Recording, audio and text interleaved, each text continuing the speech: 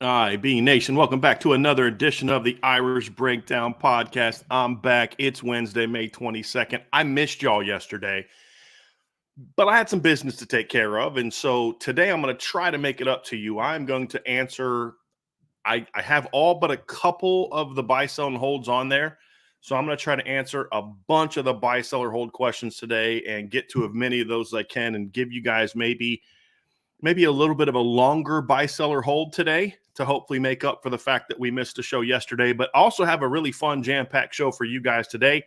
Going to talk about linebackers at Notre Dame, and we'll talk about the present, talk about the future, just do our sort of our overview of the state of the program look, and we're going to look at linebackers. And I mean, if I could say it real quickly, it'll be a lot more detail, but it's in a good, the state of the union for linebacker is good. We'll dive into that, a lot of that, talk a little bit of recruiting. Then part two of today's show, we're going to talk about Riley Leonard and the Heisman Trophy. This has been a topic I haven't really wanted to dive into as it being us bringing it up, but I want to respond to, the conversation that was sparked. We had a great conversation on the board about this yesterday and today about Riley Leonard and being a Heisman Trophy candidate. Should he be considered one? And, can he actually win it and all those type of stuff? And so I'm going to dive into that, give my opinion on all of those, plus a little bit more. And then in part three, of course, we're going to do buy, sell, hold. I was going to get into the Jaden Rashada stuff, but I think I'm going to hold off on that till tomorrow because I have some opinions of that. And tomorrow is sort of our look at college football day as one of the segments. As Thursday is one of those segments, so I'll wait till tomorrow to address that. And as always, folks, if you haven't done so, we've got a lot of great conversation on the board. You guys need to sign up. That number one, great community at the Irish Breakdown Champions Lounge. You can find that at boards.irishbreakdown.com. Rate that's going to cannot be beat. I mean, it just cannot be beat. The price for what you're getting can't be beat. Great content, great conversation. Got some fun stuff already on there, some film breakdowns. Got a lot more fun stuff coming up on the Irish Breakdown board. Ryan and I are right now going over our plan to start putting more on that platform that we don't put anywhere else, or at least don't put anywhere else for some time. So it's also a great way for you to support Irish Breakdown. And if you're someone who enjoys our free content and you want to support us, be part of the message board. You don't even have to necessarily communicate on it a whole lot. It's just another way for you to support what we're trying to do at Irish Breakdown. So definitely want to check that out. A lot going on there. Obviously, we're going to have a mailbag tonight with the guys today. This is just a regular afternoon IB show. It's not regular. I think it's going to be a great show, but that means no mailbag, only going to respond to super chats. If you want to get your buy, sell, hold question on there, you've provided a super chat for that one as well. The buy, sell, hold is still for premium members only. We take their submissions, and there was a lot of good ones today. And there was a lot of people that brought up some questions that weren't related to Notre Dame football, which I appreciated. And so we'll dive into those as well. So I'm looking forward to today. I mean, we're talking linebackers. We're going to talk quarterback. We're going to have a buy, sell, or hold. I'm excited, and especially since I missed you guys. I didn't get to see you guys, yesterday. And Tuesday's show was, partly fun because we talked about, Gordy Solstead, a player that has some ability and some potential, and a guy that we like, but then also just wasn't always positive because we did talk about defensive line recruiting. So I'm glad to be back and talk about some things that have me fired up. Linebacker unit certainly has me fired up. Riley Leonard in the quarterback position certainly has me fired up. And buy, sell, hold is probably my new favorite segment to do. It really is. It's time consuming. Got to put a lot of work into it, but it's worth it because you guys so far continue to just really come correct with your submissions. And so that is going to be what we're going to get into today on the Irish Breakdown podcast. I want to begin today's show diving into the linebacker position. As we continue this offseason overview, we're getting close. We've got running backs, tight ends, and safeties left. It is kind of where we are. And then once we get through that'll kind of get us into next week. Once we get through next week, we're going to really turn hard at the beginning of June into sort of looking ahead, prepping for the 2024 season. Going to have a lot of different topics to go over, and we're going to have some discussions on the board about the topics we'll discuss and some different things we're going to get into. But I did want to kind of wrap up this post-spring, pre-fall camp sort of state of the union type of look with the linebackers, because this is a position group that's been very interesting, because in some ways over the last 10 to 15 years, Notre Dame's able to say, hey, look, nobody has been able to produce the high level type of linebackers that Notre Dame has produced at the very, very, very top, right? Like, I believe Notre Dame is still the only team in the last 15 years, 12 to 15 years, that has 3 Butkus Award winners. You talk about Manti, obviously in 2012, he was a Heisman runner-up, most decorated linebacker, one of the most decorated linebackers in college football history, certainly the most decorated in Notre Dame history. Not 3 years later, you get Jalen Smith, whose freshman year is the year after Manti leaves. By his junior season, he's a Butkus Award winner.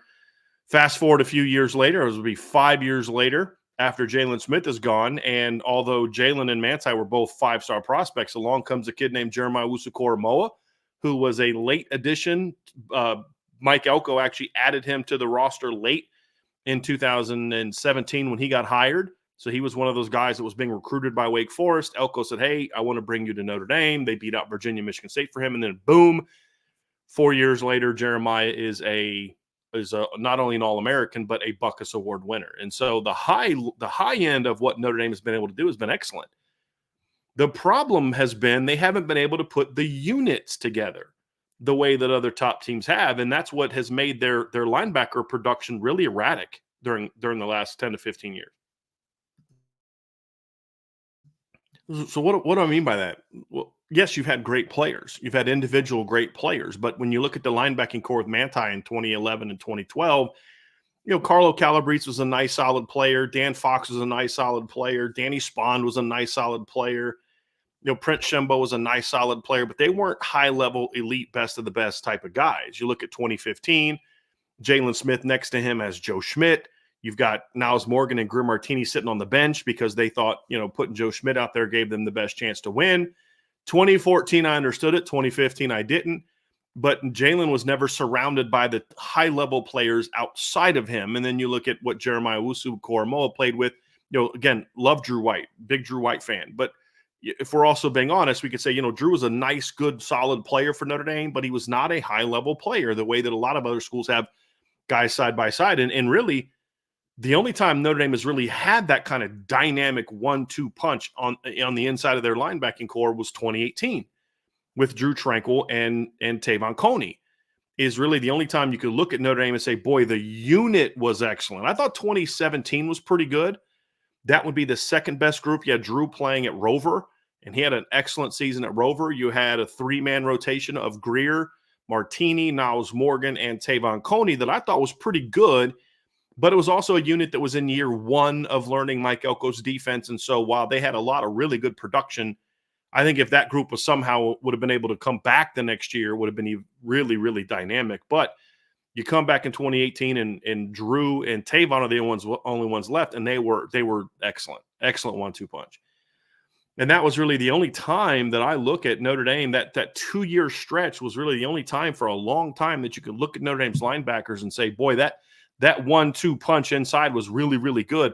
You probably have to go back, I would argue, 06 or would have been 05. It would have been 05 with Corey Mays and Brandon Hoyt is the last time that I really thought prior to the 17-18 stretch where I looked at Notre Dame and said, boy, their linebacker talent across the board is really good, and those guys weren't even high-level NFL players, but they were just really good, solid, rock-solid college football players. So you look at last year and you look at 2022, I should say, year 1 of Al Golden, and the struggles continued. You had a group of guys that were, smart and good athletes, and we would argue with people all the time about, like, these kids are actually pretty good athletes. They're just not playing fast. And there was an adjustment period to the Al Gold defense. And coming into 2023, a lot of people perceive the linebacker position to be a weakness. And we at IB thought it had a chance to be a strength. There was, we liked what we saw from Jack Kaiser and J.D. Bertrand. And then there was the enigma that was Maris Leofau. And, is he finally going to figure it out or not? We weren't, he's got to prove it. He was in show me mode. Well, Maris came out and had a really good fifth-year season. J.D. Bertrand was very good for Notre Dame last season. Jack Kaiser had a lot fewer reps than those two guys, but when he was on the field, his per snap production was the best they had a linebacker last year. And so linebacker went from being a weakness to a strength. And what made Notre Dame's linebacker room last year so unique is they didn't have any elite top level players. There was no Jalen Smith. There was no Jeremiah Owusu-Koramoah. There was no Manti. I would argue there was no Drew Tranquil among that group. And there was no Tavon Coney among that group who were really impact players and had monster production. What the linebacking core last year was a group that just did its job at a very high level. And I would have liked to see more production in certain areas, but man, you can't argue with the end result as a team. The unit, the Notre Dame defensive unit was really strong, but you had good talent, but not elite talent. And of course, we look at the NFL draft and thank you. And Maris goes in the third round, and J.D. Bertrand goes in round 5. And you look at it, and it's just a group that clearly had more talent than some people gave it credit for.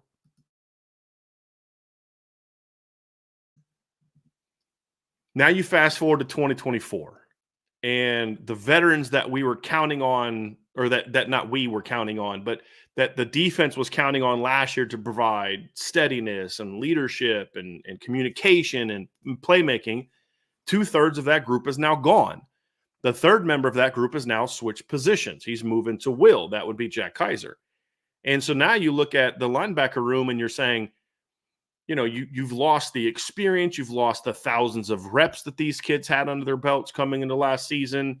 You've lost, there's a level of uncertainty. You don't quite know what this group is going to be. But then you also look at it and you flip it and you're saying, man, it lacks experience. But boy, the talent is really, really, really good.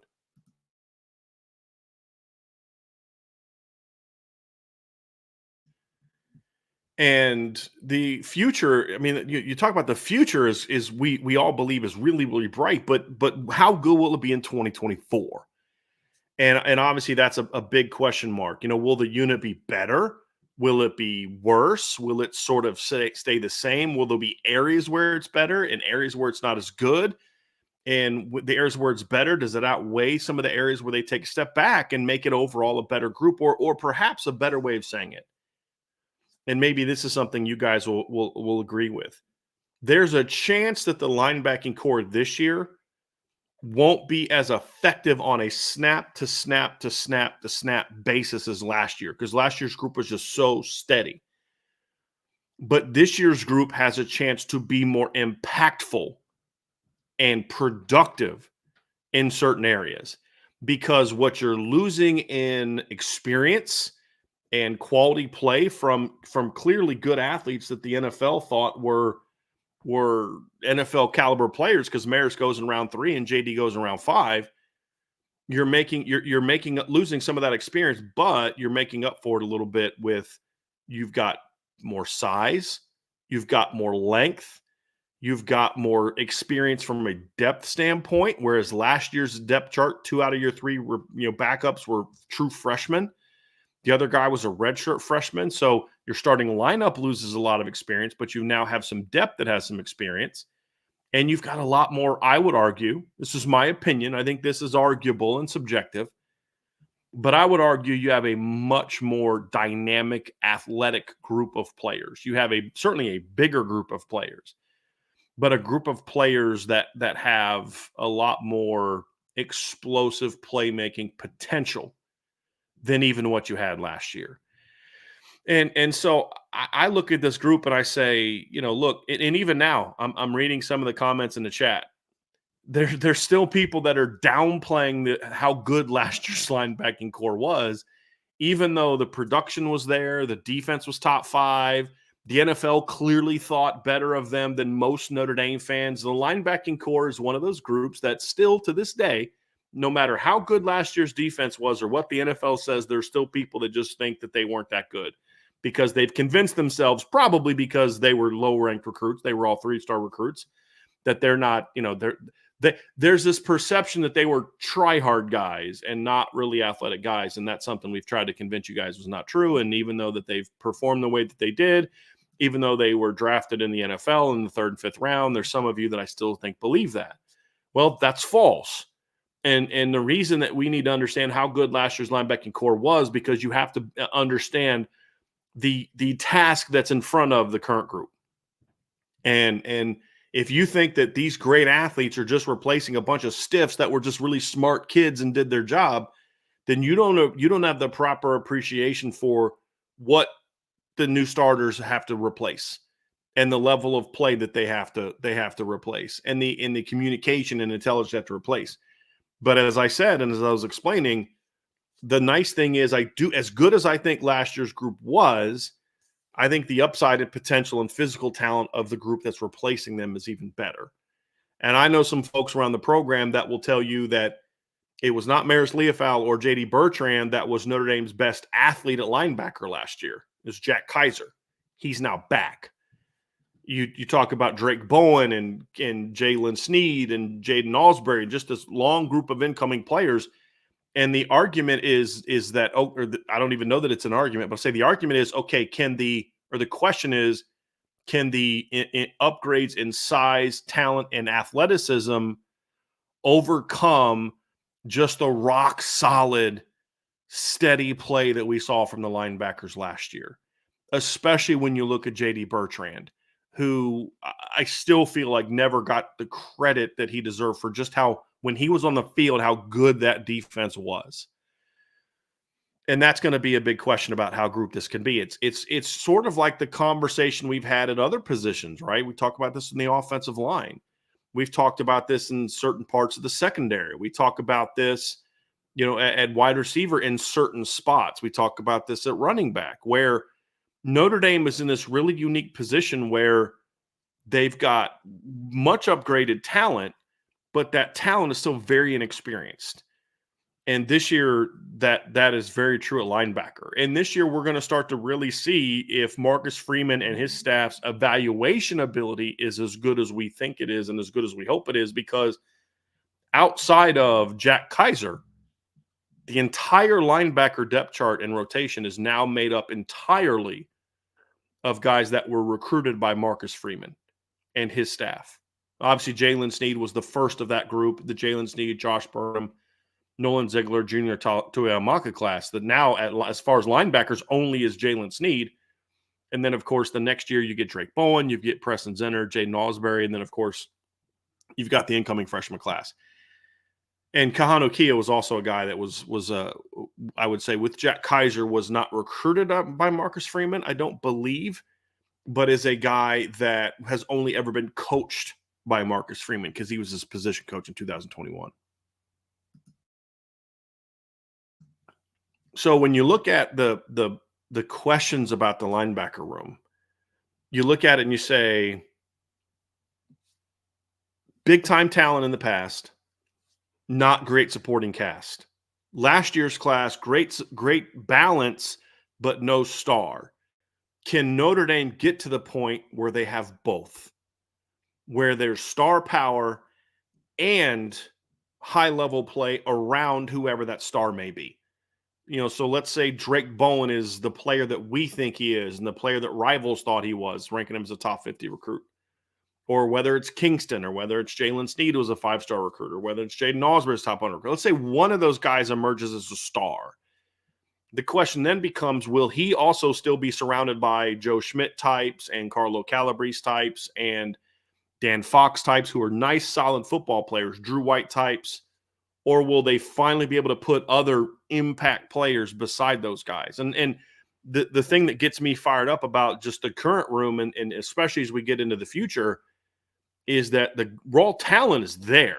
The raw talent is outstanding. However, the reality is, when you look at it, it's a situation, though, where the talent is there, but it's a much more inexperienced group than it was a year ago.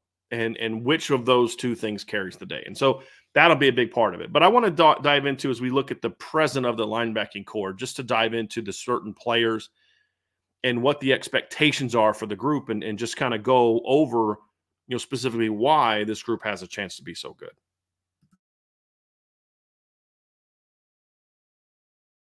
Just to give you guys a little bit of a heads up, I will be taking more like little pauses, like I have been.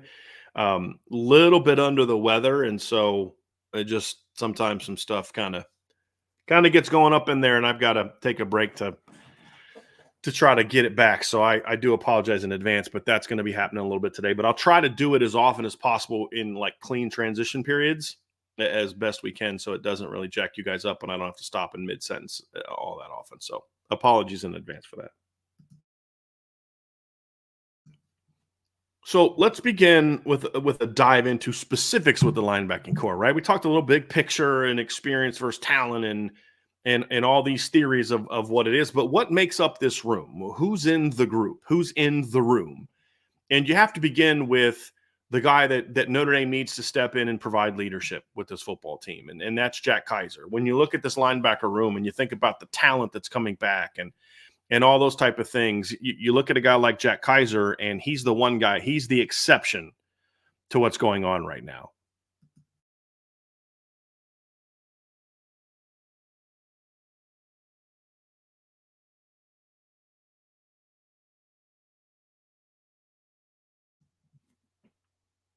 You could look at Jack and say,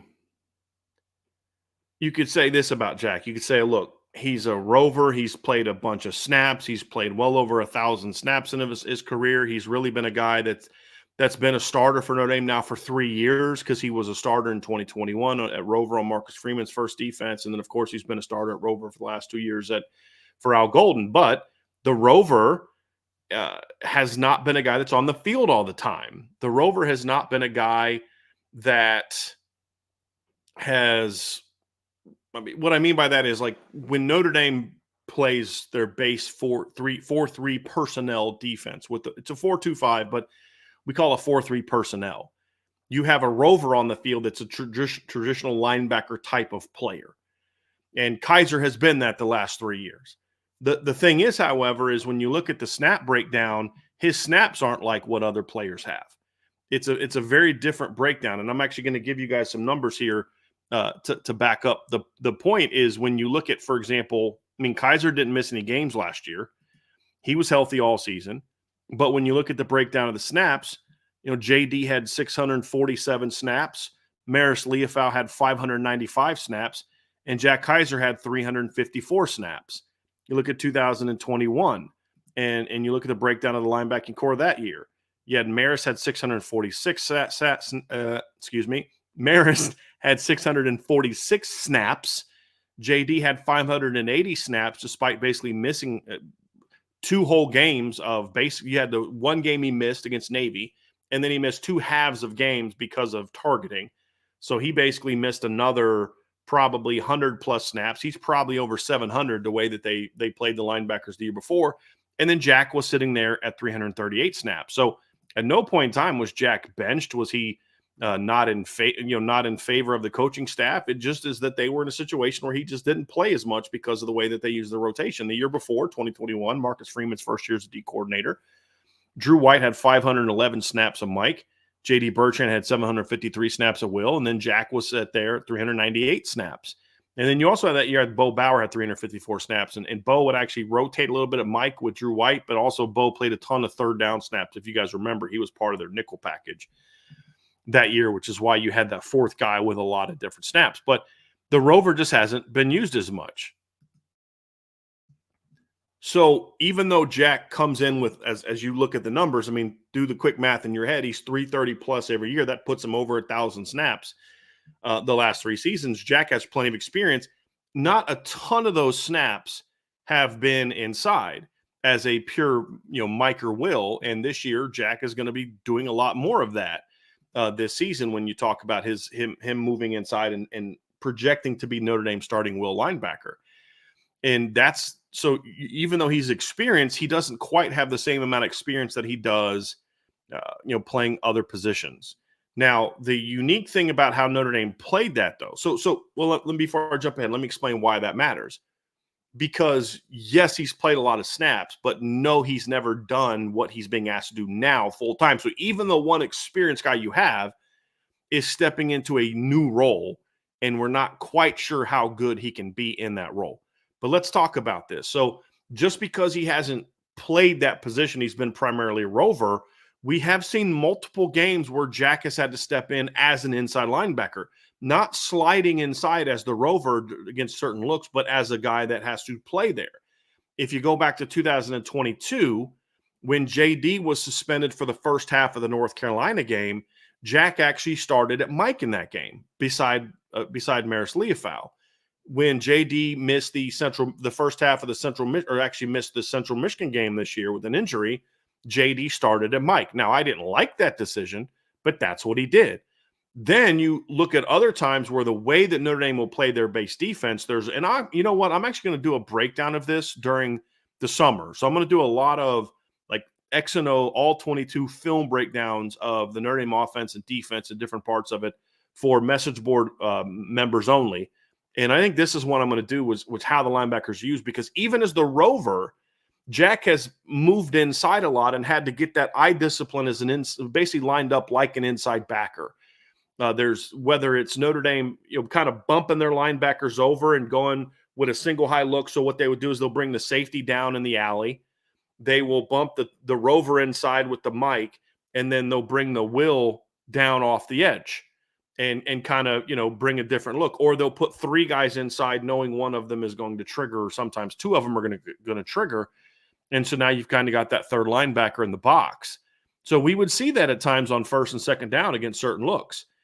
So Jack has experienced being lining up inside, even as a rover, and having to get that really quick hitting reads and quick discipline, and guards getting on you quickly, and the pulls, and reading the wraps and reading the pulls, and reading, okay, they're blocking here, this is what's coming, and it gets at you quick. Inside linebacker hits quick, man. You've got to make real fast decisions, and you got 300-pounders getting on you in a hurry. And it's a completely different type of block destruction that Jack has to implement at will than compared to rover. And that's an area where he's going to have to make the biggest jump this offseason. Is it's going to be a situation where when you break down Jack's game, that was one of the weaknesses, in my opinion, of his game was being a consistently effective. I don't want to say weakness. It was not a strength. I don't think it was a weakness. It just wasn't a strength. Is that consistency from a block destruction standpoint, taking on blocks in the trash.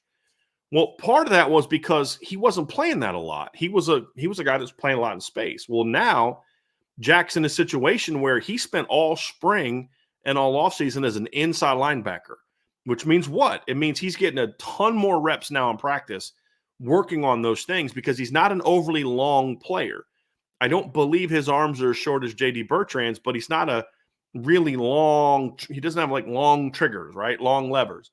So he's going to have to really be sound with his technique when it comes to taking on blocks, keeping guys off his body, and then, of course, block destruction to get to the football. But now he's got a lot of opportunity to get reps at that. How does that translate in the fall? That's probably my biggest question with Jack Kaiser, is that right there. It's not. I mean, Jack's 225 to 235 pounds. He's been listed kind of anywhere between those two. He's not, even at 235 in the spring, you could look at him like him and Drake Bowen, him and Kingston Viliama-Asa were listed at like kind of similar weights, within a few pounds of each other. Drake Bowen was listed at like 240. Jack was listed like 235. And you see him standing next to each other, and you're like, there's a very big difference in size between those two guys. Those other two guys are clearly bigger than what Jack is. So even at the extra weight, he's not a guy that's just obviously going to be this big thumper.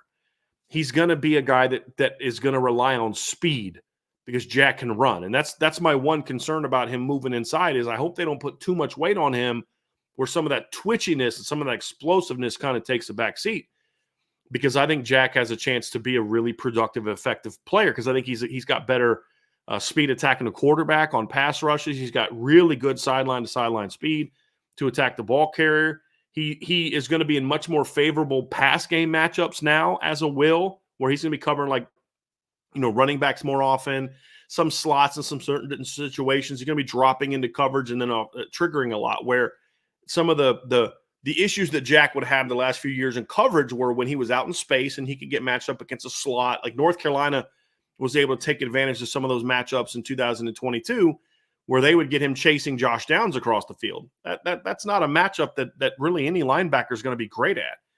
Well, now you get Jack inside. and you say, hey, look, this is where now you're going to be in more favorable pass game matchups. You're going to drop hook curl. You're going to drop curl flat. You're going to maybe cover some wheel routes up the sideline, which I think Jack can do against running backs and slot receivers. You're going to be triggering a lot more as a blitzer. Because if you look at Jack the last couple of years for Notre Dame, I mean, he did not blitz much. I'm looking at his 23 numbers, and he played 354 snaps. He only blitzed 40 times. Now, of those 40 pass rushes, 12 of them resulted in pressures, and 5 of them resulted in hits on the quarterback. And so obviously I think, and that's some of that's coming from the outside where he's got a longer way to go than what an inside linebacker has to do.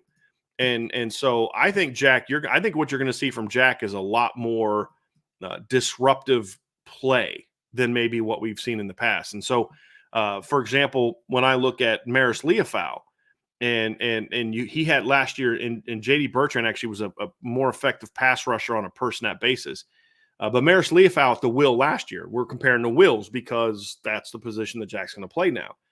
Maris had 25 pressures last season, 9 hits on the quarterback, but he had 3 times as many pass rushes as Jack. He rushed 129 times. Jack only rushed 40 times. Now, keep in mind, some of Jack's pass rushes were coming off of wide edges, so he had further room to grow. So 3 times as many pass rush attempts, according to Pro Football Focus. But Marist only had double what Jack had in total pressure. So on 129 snaps, Marist had 25 total pressures last season. So if you want to do the numbers, that is a rate of 19.4%. So on 19.4% of Marist's pass rushes last season, according to Pro Football Focus, he got to the quarterback. If you compare that to Jack's numbers, who had 12 pressures on 40 pass rushes, that's a 30% success rate as far as getting a pressure or a hit on the quarterback. If you look at Marist's numbers last year from getting a hit or a sack, so he got a hit or a sack on 9 of his 129 pass rushes. That's a success rate of 7%. If you look at Jack last year, he had 5 hits or sacks on the quarterback on 40 pass rushers. That's a 12.5% pressure rate. Now, again, keep in mind that oftentimes Jack was coming from further distance. So when you look at it, I think Jack has a potential because he's fast and he's instinctive, and he was probably their fastest linebacker last year, might still be their fastest linebacker. He's a guy that I think adds a lot of value as a pass rusher, but also gives you some ability as a coverage guy. He'll be a little bit more comfortable in space covering certain running back routes and different things than maybe what we've seen at will linebacker in past seasons. So while Maris was an impactful player, Maris had the best year of his career. You're getting a guy in Jack Kaiser that was more impactful on a per snap basis than what Marist was. And here's another one. Last year, Marist had 22 run stops last season. And if you look at Pro Football Focus, Marist had 22 run stops on 275 total run plays. So that's 22. You divide that by 275. That means he had an 8% success rate as far as creating a run stop, which is basically how they define it, a win for the defense.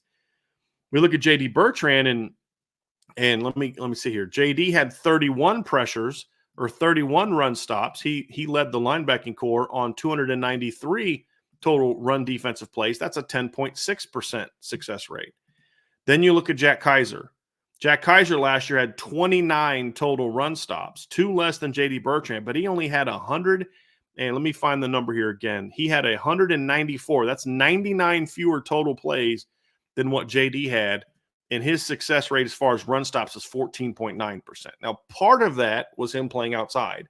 He's going to get some opportunities to create stops on perimeter runs.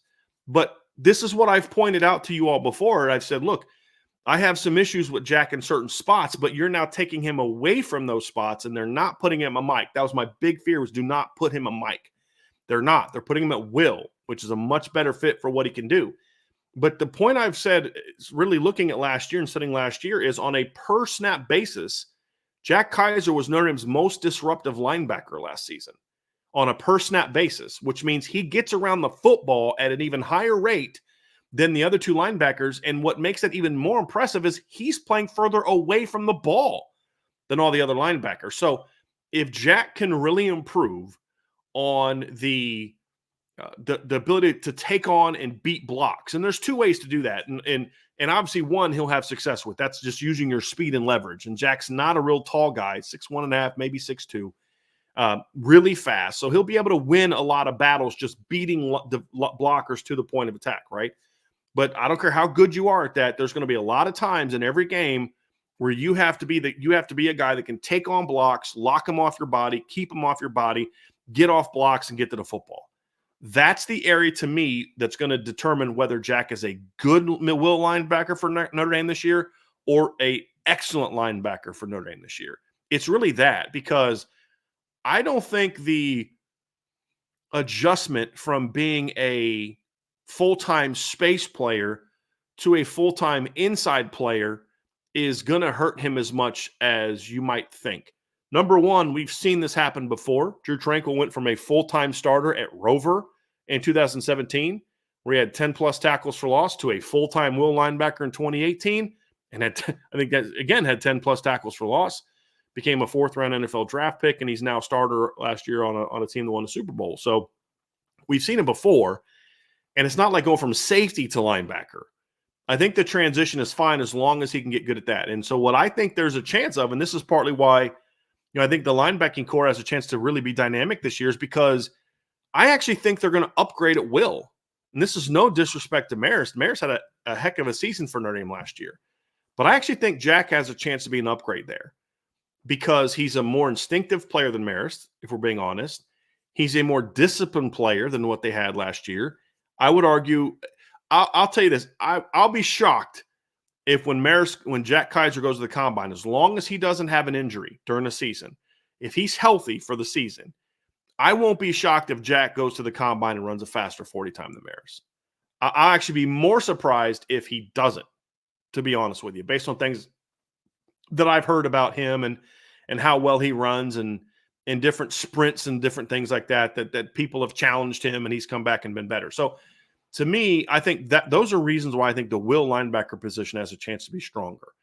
The other thing too is the other concern I have about Jack is because he's not the biggest guy. I wonder, can Jack be a 600-plus snap guy like Marist was last year?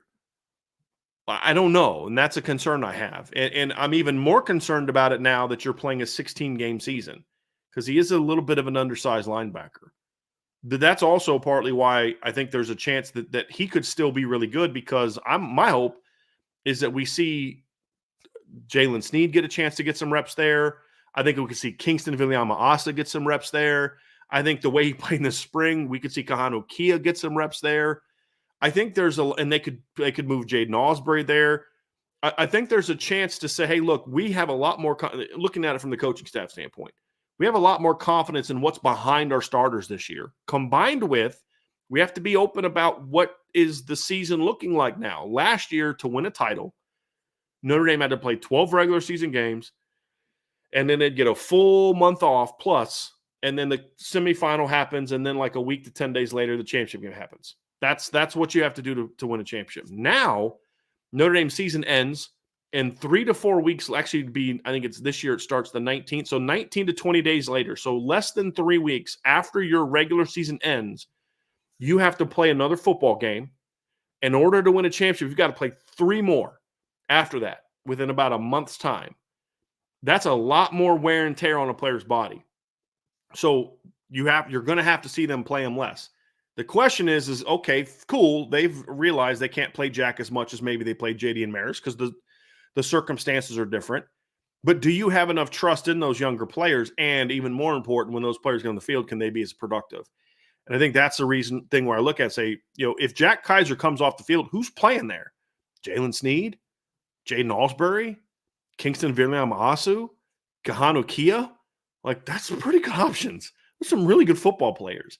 So I actually think, even though you're losing a third-round NFL draft pick and a very experienced player, I think there's a chance, from what I just broke down, that the will linebacker position at 24 actually has a chance to be even stronger. Now let's move over to Mike. This is going to be an interesting conversation. I'll just say it right away. I do not think Drake Bowen is going to grade out as high as J.D. Bertrand did last year. I don't. There's no way that I'm going to put on Drake Bowen an expectation that he plays with the same leadership that JD Bertrand showed as a sophomore, that he plays with the same consistency that JD showed as a sophomore, that his assignment is correct at the same rate that JD was as a sophomore. I think it's asking way too much to say, okay, Drake, step in and be the leader that JD was as a fifth-year senior for you as a sophomore.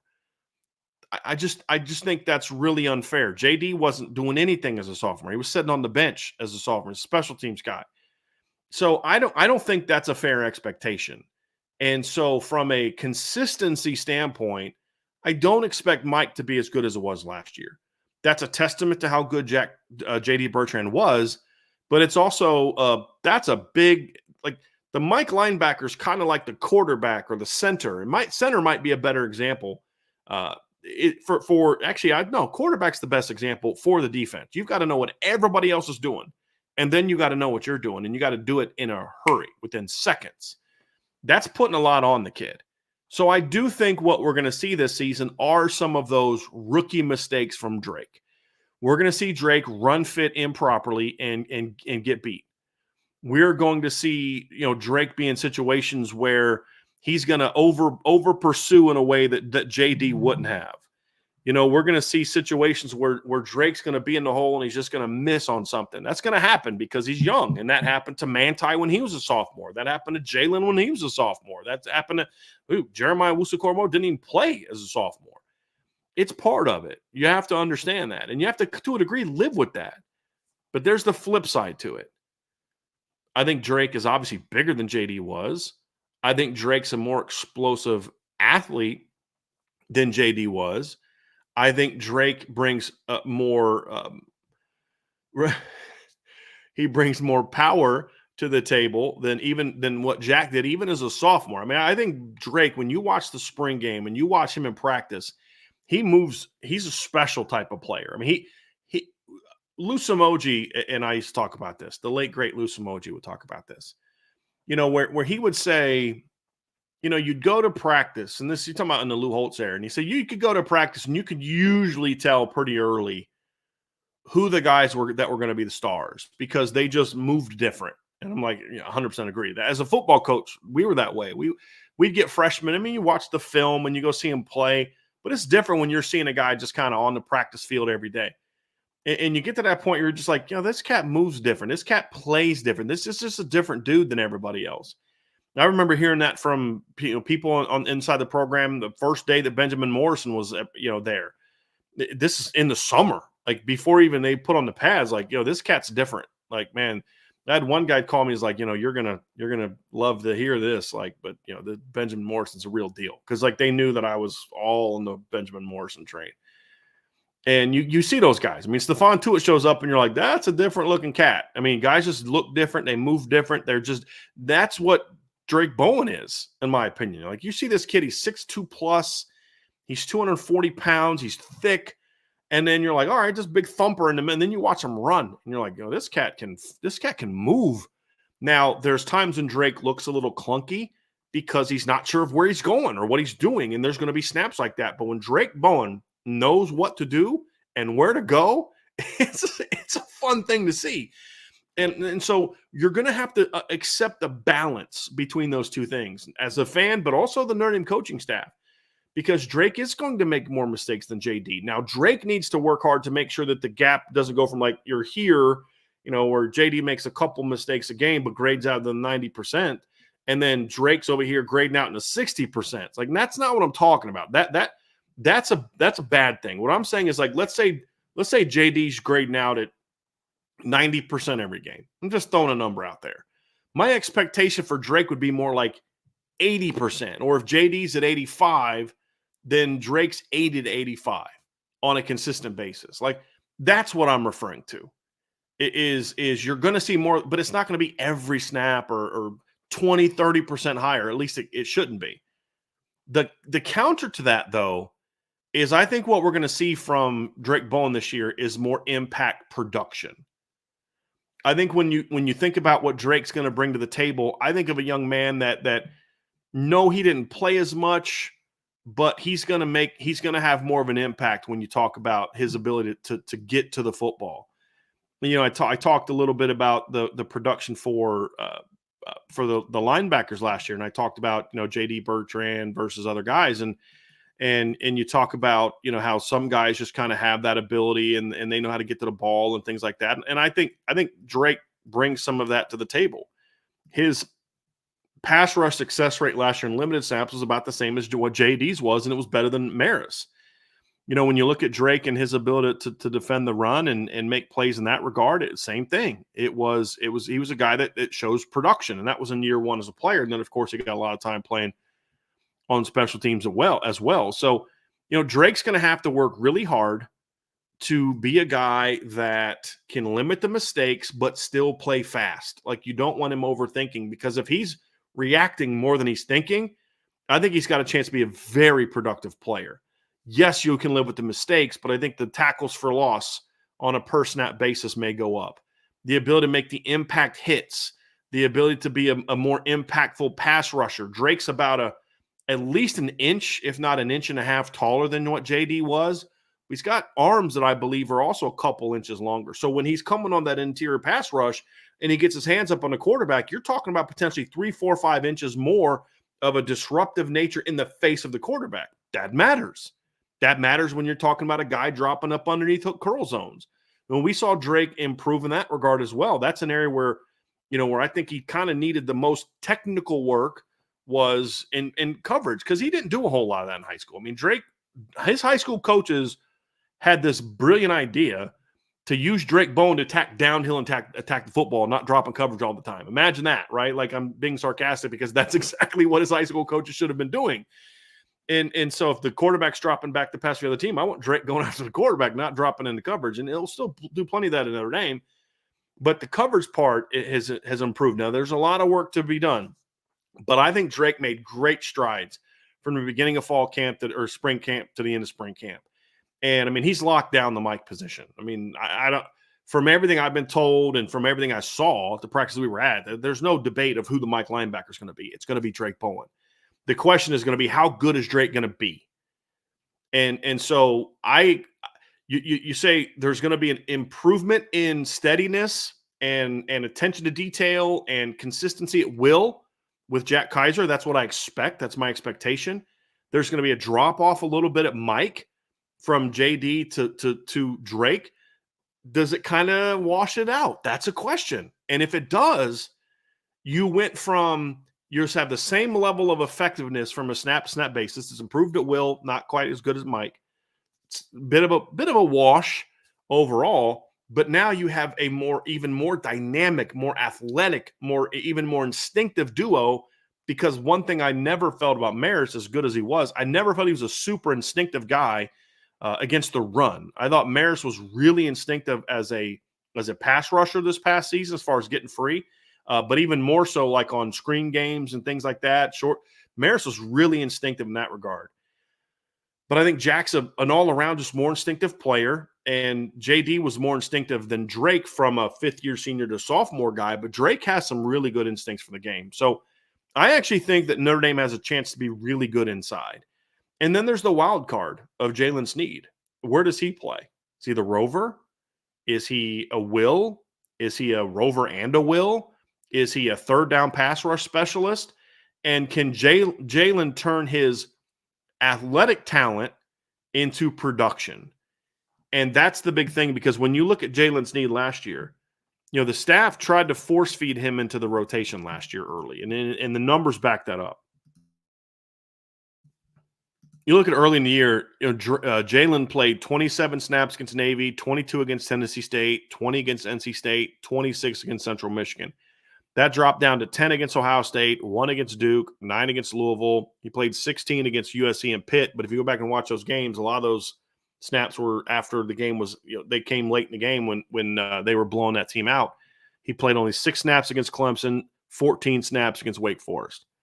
He played 32 against Stanford because they were blowing him out, and then he played 32 against Oregon State.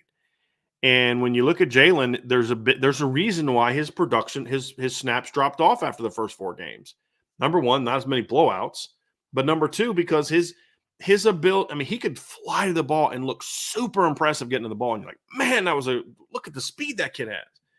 And then, but you're like, but that's not where he was supposed to be.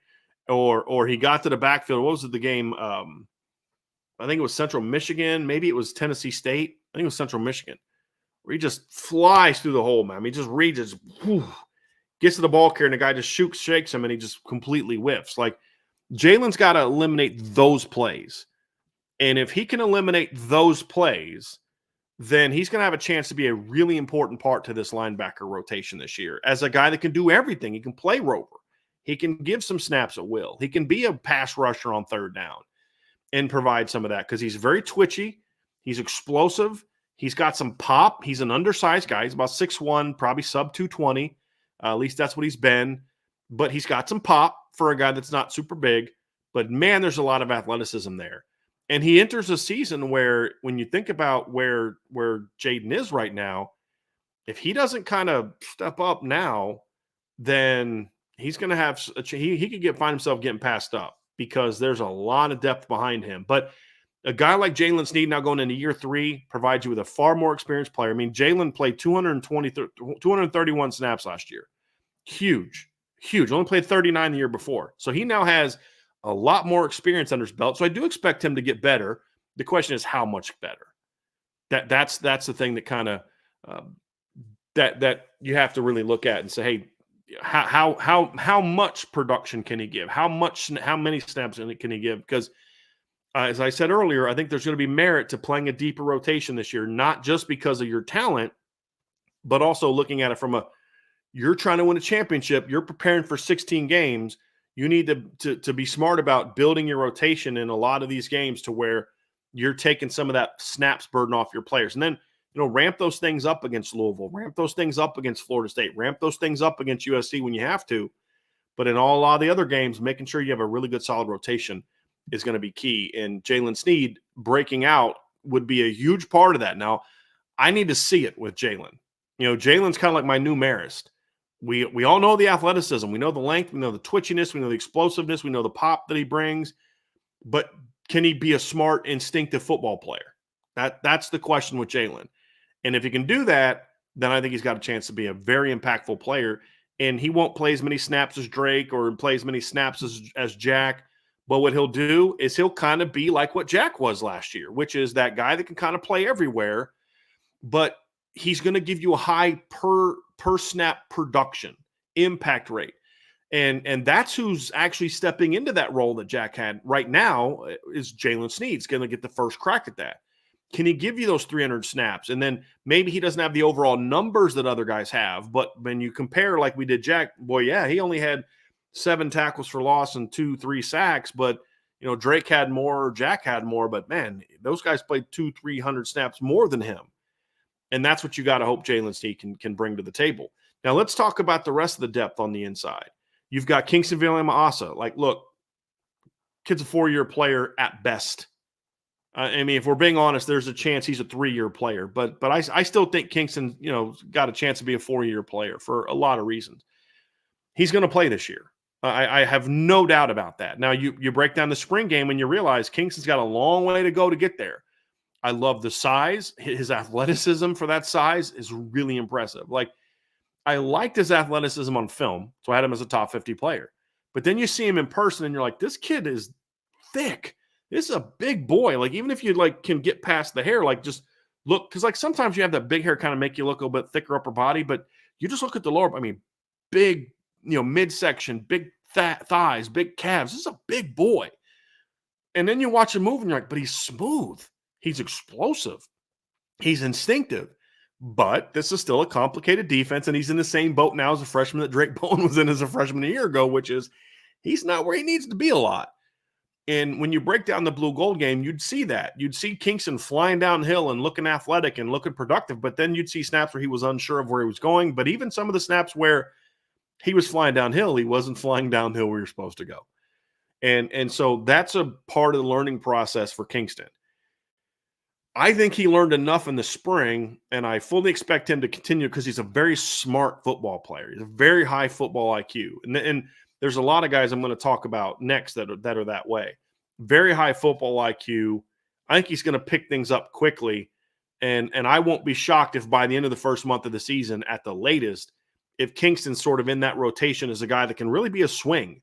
Obviously, backing up Drake as the Mike, but I think Kingston can also play Will. And we actually saw in the Jersey scrimmage the week before when it was just the defense as a whole together against the offense. So it wasn't like first team, the blue team, gold team. It was like the defense was against the offense.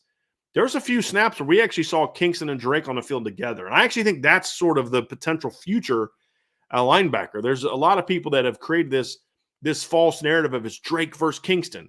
And that may be true to a point in time. But the reality is if Drake and Kingston are the two best linebackers on Notre Dame's team at some point in time, they can flat out absolutely play together as 3-down linebackers. I have no doubt about that. And we saw, sometimes you see a guy and you're like, okay, he's not there yet and he's got a long way to go. And that's Kingston. But you can also say, yep, but the evaluation was right. The evaluation was righteous. Like you look at the way we evaluated Kingston and you're like, yep, he's going to be a hit. Does he got to work on his technique? Yes. Does he have to work on being assignment correct more frequently? Heck yes. Is there technical parts of his game that still need improvement? Absolutely. Does he need to reshape his body a little bit? Yeah, all freshmen do. But you look at it and you say, that's a hit. That's a hit. You hit on that one. He's going to be a dude at Notre Dame someday. Just don't know when. But I fully expect him to be part of that rotation this season. I'll be shocked if he's not. Then you have a guy like Preston Zinner. I'm going to have an article coming out here soon about Preston Zinner where I think Notre Dame needs to really think long and hard about moving him to somewhere else. Because I really like Preston Zinner, and you saw it in the spring game. Y'all saw it. Preston can move. He's a rangy kid that can play. The problem is he's just buried behind other young players that are just better at that position. I'd consider moving him to Viper. Honestly, I'd give him a look in fall camp at Viper as an edge rusher, especially as a third down type of guy. Depending on what your health situation is at tight end, I'd maybe give him a look there. I'd like to see him get a shot at Viper. That's where I would move him. But I'm going to have an article about him, about this topic coming up in Irish Breakdown. So I'd really like to see him get a chance to play because he's their rangiest, like tallest, rangiest linebacker they have until Teddy Rizak shows up because Teddy's a little taller and a little bit rangier. But and Bodie might be a little bit more too. But as of the guys that are on campus right now, I think Preston has that. He's just not as good as the other guys that are already there that are either in his class or younger or right there with him. So, but he provides impact play.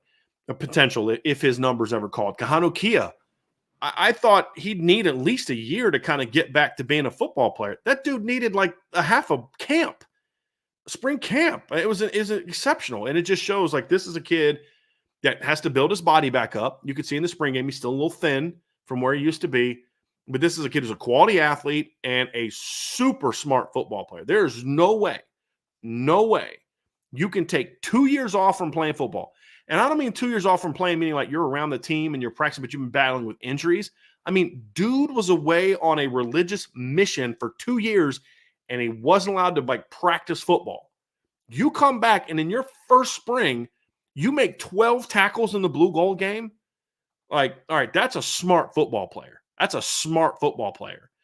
And moves better than I thought he was going to move. And so he's another guy that provides depth. So the depth at linebacker, you've got the starters, you've got Drake, you've got Jack, you've got Jalen Snead that can play inside, you've got Kingston, you've got Preston Zinner, you've got Kahanu Kia, and then you're going to welcome Bodie Cahoon in the fall as well, who's a 6'3", 225-pound, really athletic kid that's been timed in the low 4.5s. This is a really elite potential linebacker. How quickly will the potential become production that matches? That's the question that we don't know, and that's going to tell us a lot about how this linebacking group performs.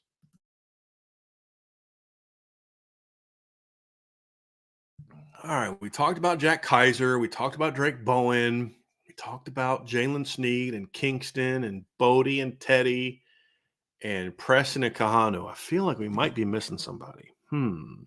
Oh, yeah. That's right. Jaden Alsbury, saving him for last because I did this intentionally. I did not forget Jaden Alsbury. Here's a really interesting aspect of it because as I have on my show prep, I have at the very bottom, I have Alsbury - unicorn because Jaden is a very unique player in that he can play Rover, Mike, or Will. but he plays rover in a way that's different than what most rovers can play. He's the closest thing Notre Dame has had to Jeremiah Owusu-Koramoah in that he shows true 3-down rover ability. So, but he can also play inside. So what is Notre Dame going to do with him? Well, I think for 2024, we're going to see him be more of a true rover, and then maybe eventually get a chance maybe next spring to move inside and battle at will, depending on how things are going. But I think when Notre Dame thinks about the future of the position, and we'll get to that here in a few, you look at it, and there's a potential that at some point in time in the future, and it may not be that far down the road, where you're going to see Jaden Ausberry, Drake Bowen, and Kingston on the field together. And the play that I referred to earlier that had Drake and Kingston on the field together, Jaden was the rover. And so I think that's looking at, it's like, how can we get our best guys on the field? There's a chance for him to be that. And because of how well he covers, I believe Notre Dame's going to look at him and say, hey, he's got a chance to be more of an every down player maybe than what they've had at rover in the past. Does that mean he's going to be the number 2 rover behind Jalen Sneed? Does he play there? Does he have a chance to become sort of the number 1 rover that allows Jalen to focus more at will and being a pass rusher? I actually think that would be ideal. I mean, in a perfect world, and it may hurt Jalen Sneed from a snap standpoint, but I think in a perfect world, Jaden Ausberry says, this is my position. Me and the nickels will handle this one. And let Jaden just Jalen Sneed focus on will and his 3rd down pass rush. He may lose 50 to 75, maybe 100 snaps. But I think it's going to make Jalen a better player because he can focus on less. And he can focus on just learn how to play this position and do that. And with Jaden Ausberry, you're talking about a kid that's listed at 6'2". I don't know that he's a full 6'2". It's what he's listed as.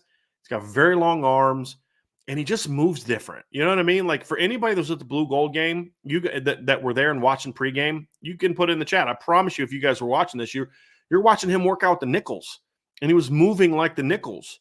I mean, he's smooth, he's fluid, he's fast, and he's smart. When you talk about high football IQ players, Jaden Ausberry is a high football IQ player. This is one of the smartest linebackers they have. And he can pop. That's the other thing, is Jaden can pop.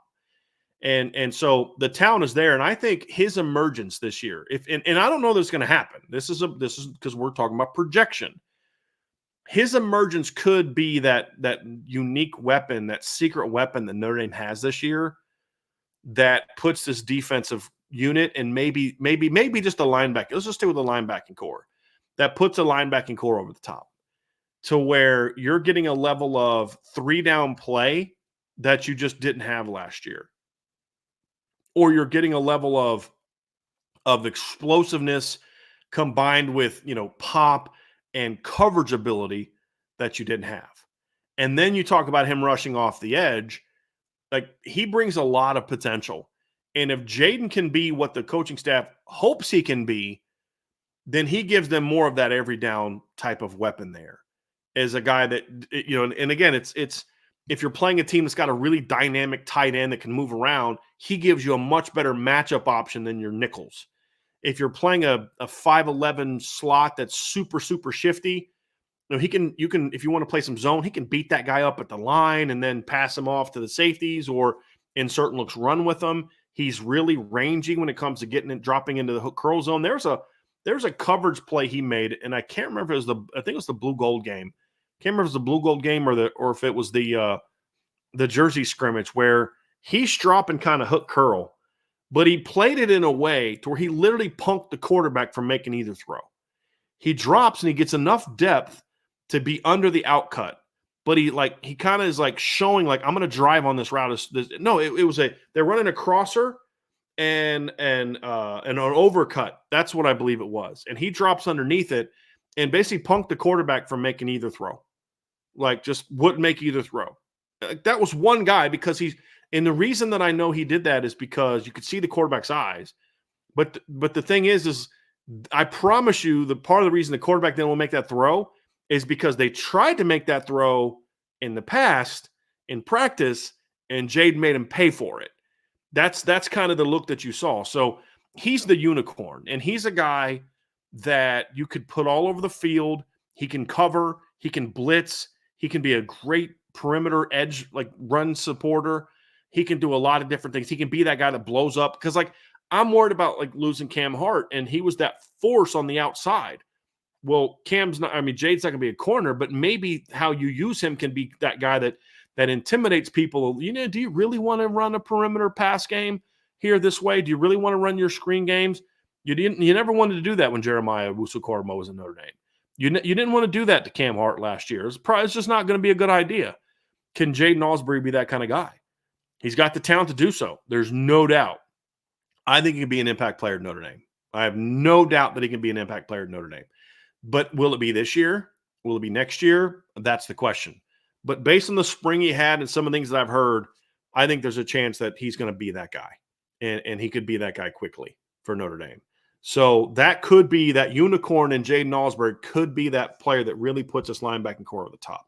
I think it's got a chance to be a really, really good group. It's going to make more mistakes than last year. They're probably going to give up more long runs this year than they did last year because of those type of fits. But I think you're also going to see a lot more big plays at linebacker. That's going to kind of counter that. The question is going to be, how much does it sway, right? Does it sway? Yeah, they made more plays, but they gave up more big plays. Or, yeah, they gave up some more big plays, but, man, they made a lot more plays than what we've seen. Which way does it sway? That's what we don't know. That's what I don't know. We'll find that out. And how much it sways in one of those two directions is going to tell us how good this linebacking core can be. So 2024, linebacking core is going to look different. But my expectations are just as high. I still expect this to be a very, very good linebacker room as you think about, the building this championship caliber defense. I don't think linebacker is going to be a position that when we look back on this team says that unit held them back. I don't think that's going to be the case for Notre Dame in 2024.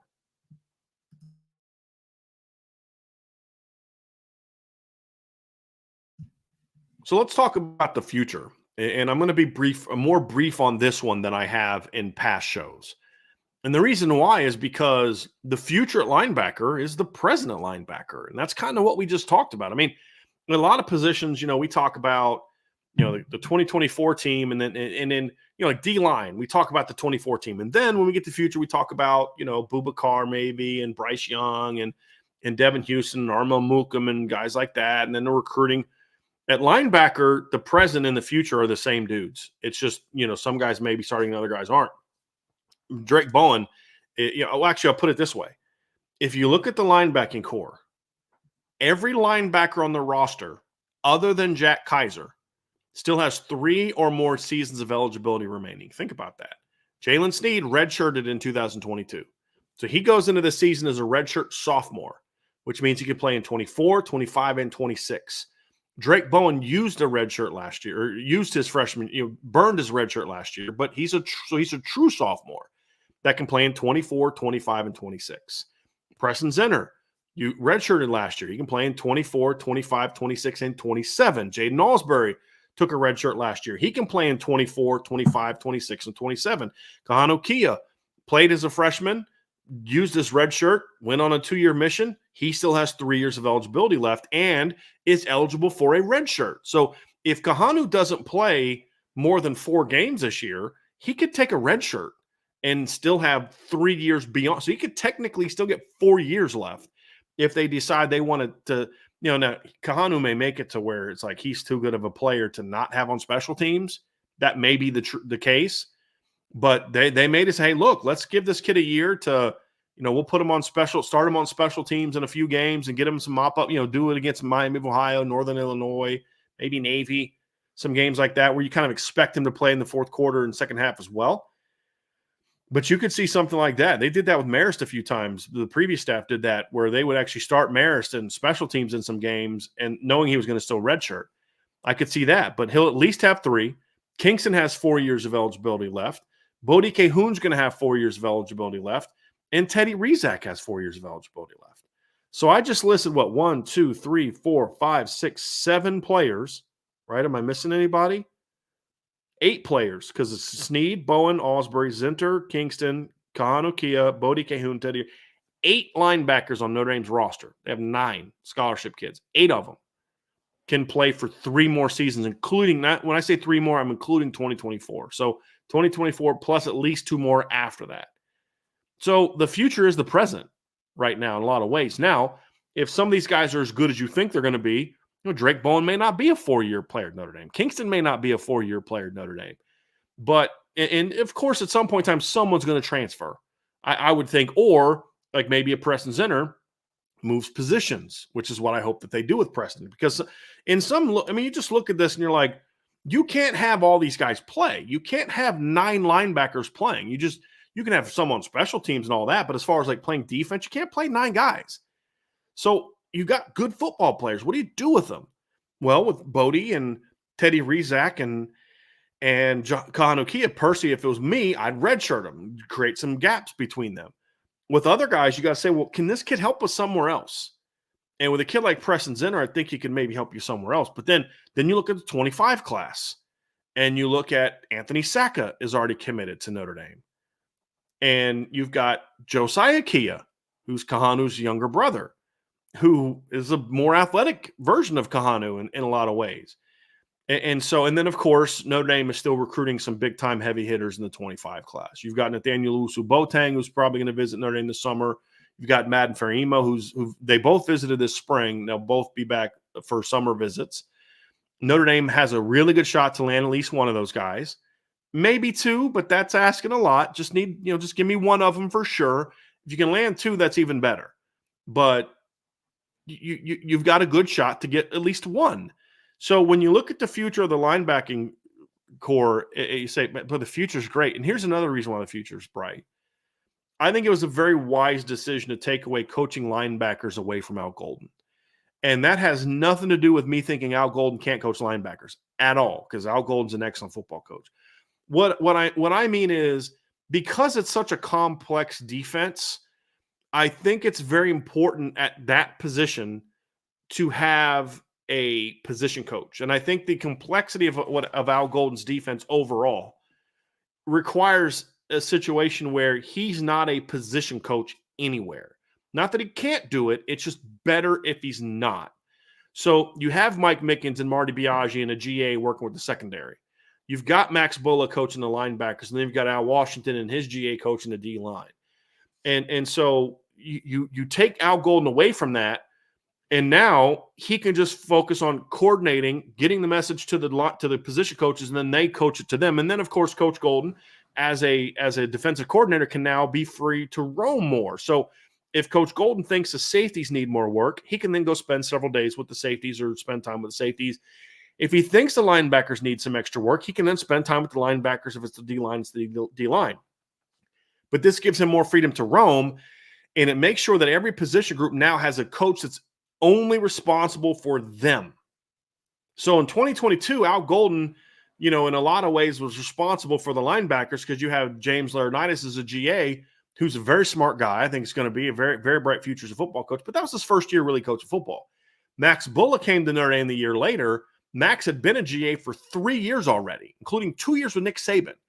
So I think he was just a little bit ahead of the curve. And then, of course, now Max is a full-time coach. And everything I've heard about Max Bulla from parents, from players, from people around the program, is just they rave about him. Really smart guy, super approachable.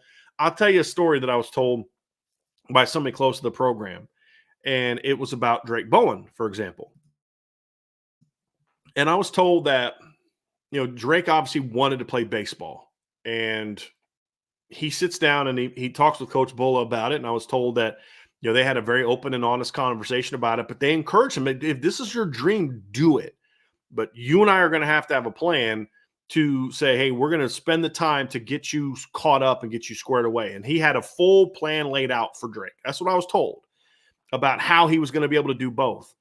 And that kind of attention to detail, to me, from any coach is huge, but especially from a guy that's going into his first year as a full-time position coach. His attention to detail, I've heard, is very good. And guys, let's be honest about something. Al Golden is not handing over linebacker coaching duties because Marcus Freeman said so. Like, I don't want that guy coaching my linebackers. And Freeman's like, no, he's going to coach my linebackers. No, the head coach is going to be very specific about who he lets coach linebackers. Let's be honest about that. Think about if I became a head coach again. Say I get a D3 job somewhere. Would never apply for one. I'm just making a point. You guys know, if I'm not coaching quarterbacks, or if I'm not coaching receivers, you better know that I'm going to make sure that whoever's doing it is really good at their job. Well, that's true, but also that's also true from Al Golden because of how important the linebacker position is. So if Al Golden's pushing to have Max Bulla be your new position coach, you know he made a strong impression. And I've heard great things about him as well. And I think that because of his inexperience as a coach, as long as you can, keep some team, him from going to some group of 5 D coordinator job, you might have him for a few years. And he's also doing really good work in the recruiting trail. He's already really become an impact recruiter already. And so I think the future is incredibly bright at linebacker because of the youth on the team, the length, the athleticism, the potential of the team. You've got more reinforcements coming in. I think the coaching situation is even better for this group now that you have a dedicated position coach. Again, not a shot at Al Golden at all. I just think it's better this way because you can have someone that's always in the room with them, that doesn't have to worry about coordinating or worrying about the safeties or worrying about the corners or worrying about the D-line, which a defensive coordinator has to do. This gives them a guy that's smart, that knows the game, that was an All-American as a linebacker, as a player not that long ago, was a multiple all-time All-Big Ten player, and was an elite athlete. You now have that kind of guy leading your room. I think that makes this room a lot better. And he started to take that role last year. He wasn't your typical GA last year. I mean, he was a GA and he had to learn and grow, and you'd see Al Golden involved a lot with the linebackers, but it's taken a jump up this year. There's no doubt. And I think that's going to benefit this group, especially as young as it is. Like last year, it was okay because JD and Maris and Jack knew the defense so well. Coach Golden can kind of do his thing with them and then let Max take them. This year, these kids are going to be swimming a little bit. Even the sophomores are going to be swimming a little bit. Having a full-time dedicated position coach that's just there all the time, that's working with them, is going to be huge. And I think the longer they can keep him around, the better it's going to be. But the future at linebacker, folks, is incredibly bright. And it gets you excited about what this group can be. And I expect this position to not only be a strength again in 2024, I do expect that. I think it's going to have a chance to be even better in future years. When you talk about the potential down the road of Kingston, I mean, think about this. Jack Kaiser is 6'2", 235 right now as a sixth-year senior. Kingston Villamasa is 6'3", 235 right now as a true freshman. And he can run, and he's instinctive. He's going to be 240 plus. I mean, you're going to have a couple 6'3" linebackers are going to be 240 plus and can fly, playing linebacker for Notre Dame in future years. Yeah, that's just the reality. And then you're going to have a guy like Jaden Alsbury, 6'2", 220, 225 out there playing in space. And you're just like, and now you can not only have length and size, but you've got cats that can flat out run. And then behind them, you've got guys like Teddy Rizak, who is a big-time athlete on a pound-for-pound basis. So he's going to be one of the better athletes you have on the field. Can he gain enough weight to be a full-down linebacker? We'll find that out. But big-time talent.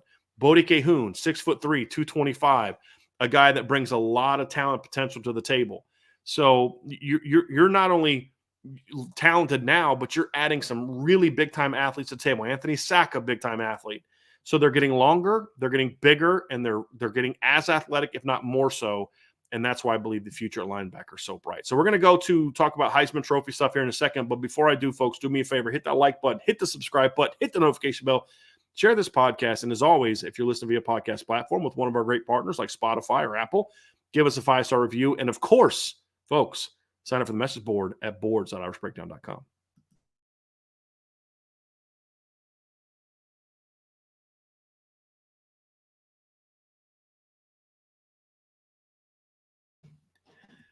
Let's get into the second part of today's show, and that is going to be talking about Riley Leonard and the Heisman Trophy. And we won't spend a ton of time on this because I really do want to get to the buy-seller hold. But so where this all came from is 2 days ago, Pro Football Focus released their guys to keep an eye on for the Heisman Trophy. And it essentially was their top 5 guys to look for as far as the Heisman Trophy. And they had the guys that we would expect to see on there, right? You had Carson Beck, who's the quarterback of Georgia. You had Quinn Ewers, the quarterback of Texas. You have Dylan Gabriel, the quarterback at Oregon. You had Jalen Milroe, quarterback at Alabama. All right, all the normals, right, that we always see. And then their number 5 guy was Riley Leonard. And they talked about, what he said. And I'm going to read you guys what they wrote about him because It was an interest. I wasn't expecting it, number one, but it was also an intriguing aspect. So I'm just going to read you quickly what they wrote, and then we'll talk a little bit about it. They said, look, the biggest dark horse candidate on the list is the incoming Fighting Irish transfer from Duke, Riley Leonard.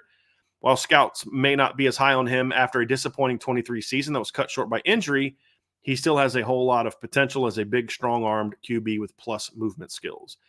Now is the perfect time for Leonard to rebuild his draft stock. He will also be in a great position to do so, playing with a much better offensive line and better receivers on the outside, such as Jordan Faison and tight end Mitchell Evans.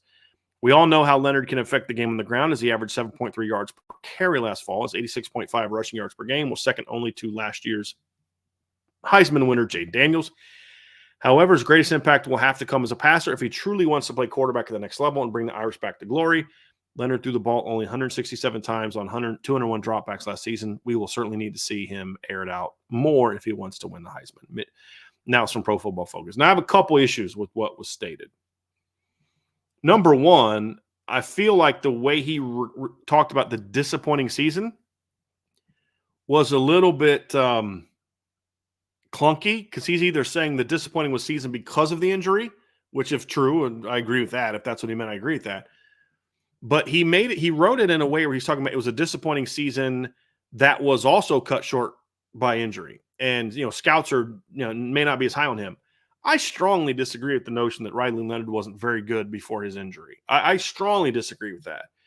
And I think if you look at how he played against Clemson and watch how he played against Northwestern and Notre Dame, I think Riley Leonard showed why he can impact the game so much. His receivers could not get open against Notre Dame, and so his numbers weren't great, but he still impacted the game in a big way for them. And so I don't agree with the premise there, but I think the overall point is very clear, which is this is a talented guy that's got really good size. He's a dynamic runner. He's got a good arm. I don't know that I'd call him a big-armed quarterback, but he's got a good arm. He's got very quick release. And when I look at Riley Leonard as an overall player, I see a guy that can impact the game as a run-throw player. And so I don't mind him being on there, because if you think about where Pro Football Focus is coming from, they have Notre Dame as a top 10 team in the preseason. Some people have Notre Dame as high as 5th. And as Jalen Milroe showed last year, you don't have to put up monster numbers to be in the top 5 or top 5 or 6 of the Heisman Trophy voting if you're playing for a top team. And so I understood them putting him on there, and I thought the argument for why he was on there made a lot of sense. And I've made this not for the Heisman, because I've tried to avoid the Heisman talk. I've tried to talk about this about why I'm excited about what Riley Leonard can do, because he is going to be surrounded by so much better talent. Like, Duke had a pretty good running back room last year for them. And when you look at, I think Jordan Waters was one of their running backs. They had a couple kids. Just let me pull it up here real quick so I can just give you the specifics of their group. Yeah, Jordan Waters last year rushed for 819 yards, 5.4 yards per carry, 12 touchdowns. Jaquez Moore last year ran for 674 yards, 5.8 per play, 6 touchdowns. You watch these kids play, they're good football players, but they're not like the Notre Dame kids. They're just not. Part of the reason that they were so effective last season and were at 5.4 and 5.8 yards per carry was because of Riley Leonard and the impact that he brought to the table as a runner. They also had a third kid named Jalen Coleman, who's played a little bit for them the last couple of years as well and been a productive player. Had 770 yards last year, but the year before he missed 3 games last year. But the year before ran for 480 yards. So they had a good backfield. But you were in a situation where you had a guy like Riley Leonard who could provide a lot of impact. And could really, it was hard for teams to really play the running backs and focus on the running backs a lot when you have a guy like Riley Leonard there, because you just have to focus and concentrate so much on them. And that's one of the things he can impact the game. He'll have way better receivers, and that's not even debatable. He'll have an impact tight end, something he never had at Duke. And when you look at Duke's receiving the last couple of years, their top tight end last year, Nicky Dolmolen, had 15 catches for 147 yards and no touchdowns. Their number 2 tight end, Jeremiah Halsley, had 5 catches for 52 yards and 1 touchdown. They weren't guys that were really going to be impactful. The year before, Nicky had 21 catches for 170 yards and 4 touchdowns. If you watch their games, their tight ends are check down guys. And that's what they needed to be. They weren't any better than that. they had good production from the running back. I think Riley Leonard did a pretty good job throwing to the running backs last year, which we broke down leading into the Notre Dame game. But when you look at the talent on the team, I mean, Jordan Moore, their leading receiver last year with 62 catches, 835 yards, and 8 touchdowns. Guys, he was the kid that Riley Leonard beat out at quarterback the year before in spring practice. And then he comes out and gets switched to receiver, and he immediately becomes, one of their top players. Jalen Calhoun is a solid player. I like Jalen. He was a solid player, but he's a all the guys they had were solid players, but they were short area, quick game, crossers, hitches, slants, overs, ends. They weren't dynamic players. They weren't stretch the field kind of guys. And they weren't, contested catch guys. They weren't going to be throwing like back shoulder throws to these kids. I mean, that's just not who they were. I mean, when you look at it, their top 3 receivers, Samir Hagans was 5'10", 185. Jalen Calhoun was 5'11", 191, and their biggest guy was Jordan Moore. Their biggest receiver of their top 3 was a 6 foot, 195-pound converted quarterback. You're not going to be throwing a whole lot of back shoulders to that guy. So when you look at it, you say, boy, now he's going to be throwing to Bo Collins and Chris Mitchell and Jaden Greathouse and Jordan Faison and Mitchell Evans and Deion Colsey and Jaden Thomas and Cam Williams and Micah Gilbert, Eli Raridan. There's no doubt that you're going to have a guy with way better production. I don't know that I would agree that the offensive line is going to be significantly better because Duke had a pretty good offensive line last year. Now against Notre Dame, they were missing their left tackle, Graham Barton. If you guys watched the NFL draft this year, you know that Graham Barton was a first-round NFL draft pick. And I'm actually going to pull it up because I can't remember who took him. I think it was first or second round. I think it was a first-round pick. Let me just pull this up real quick. First round, Graham Barton, I thought. Yes, he went number 26 overall to the Tampa Bay Buccaneers. He didn't play against Notre Dame, which is part of the reason that the offense had some issues. I mean, Notre Dame had a great defense, but then also you're playing this great defense without your first-round NFL draft pick at left tackle. Their offensive line was pretty good last year. But I do think Notre Dame has a chance to be better.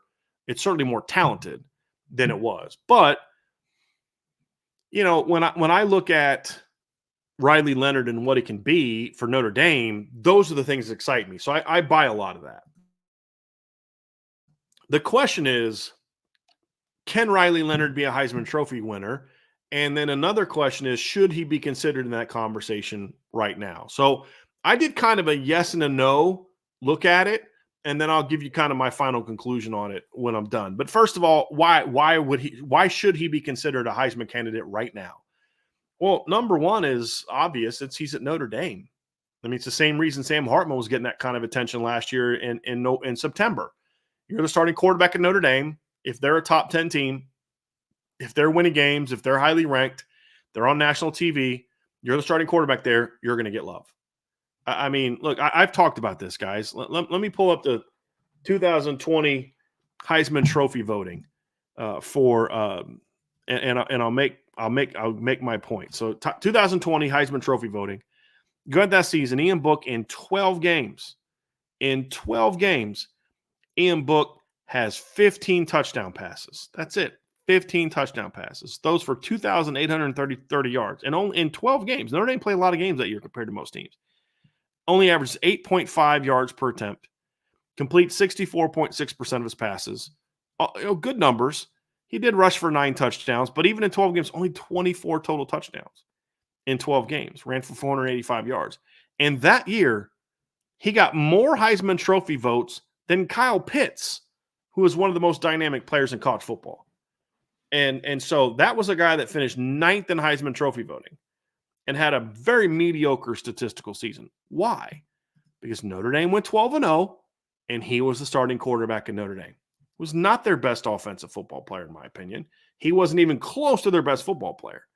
But he's the starting quarterback at Notre Dame, and they're really good. So if Notre Dame is as good as a lot of the preseason people anticipate, then it makes sense to have Notre Dame's quarterback in the conversation for the Heisman Trophy. So I'm fine with it in that regard. Number two is he's very talented. I mean, there's no doubt that Riley Leonard this year brings a lot of ability to the table. He's a guy that as you said, 6'4", 220, good arm, quick release, can make plays with his arm. He's a guy that's a dynamic runner. Last year he averaged 6.1 yards per rush. What he gave a number of 7.6, and I like that number because what he's referring to is Riley Leonard's numbers as a pure runner, meaning taking sacks out of the equation. But even with sacks added in, Riley Leonard still averaged 6.1 yards per rush last season. And that was with 3 games playing on one leg. I mean, if you look at him before the injury, he was at 12.3 yards per carry against Clemson. He went 7.5 yards per carry against Northwestern. He went for 7.5 yards per carry against Connecticut. He's a 4.9 against Notre Dame. And he's well over 5 if you take out the sack at the end of the game where he fumbled, where they lost a lot of yards on that play. He was well over 5 against Notre Dame last year. So you're talking about a guy that brings some dynamic ability to the table. And the other thing that makes it unique is, and I was thinking about this too, is when you look at the perceived top quarterbacks in college football last year or this upcoming season, and who are the guys that people anticipate being the best quarterbacks? There aren't a lot of them that are guys that you would consider dual threat quarterbacks. And I think that's also something that is going to make it very interesting for Riley Leonard. If you're talking about if he's as good as people think, then then what kind of production can he have, and how will he be perceived, all these other type of things. And so when you look at a lot of the other college quarterbacks that are considered big time players, they're going to probably pass for more yards than Riley Leonard, but are they going to be able to go out there and have the same level of production that he had? And that, I think, is more of a legitimate question. So when I look at returning, let's look at the guys on the list. Carson Beck last season had rushed for 117 yards and 4 touchdowns. I wouldn't be shocked if Riley Leonard has a game where he goes for more than that. He's had games where he's gone for more than that.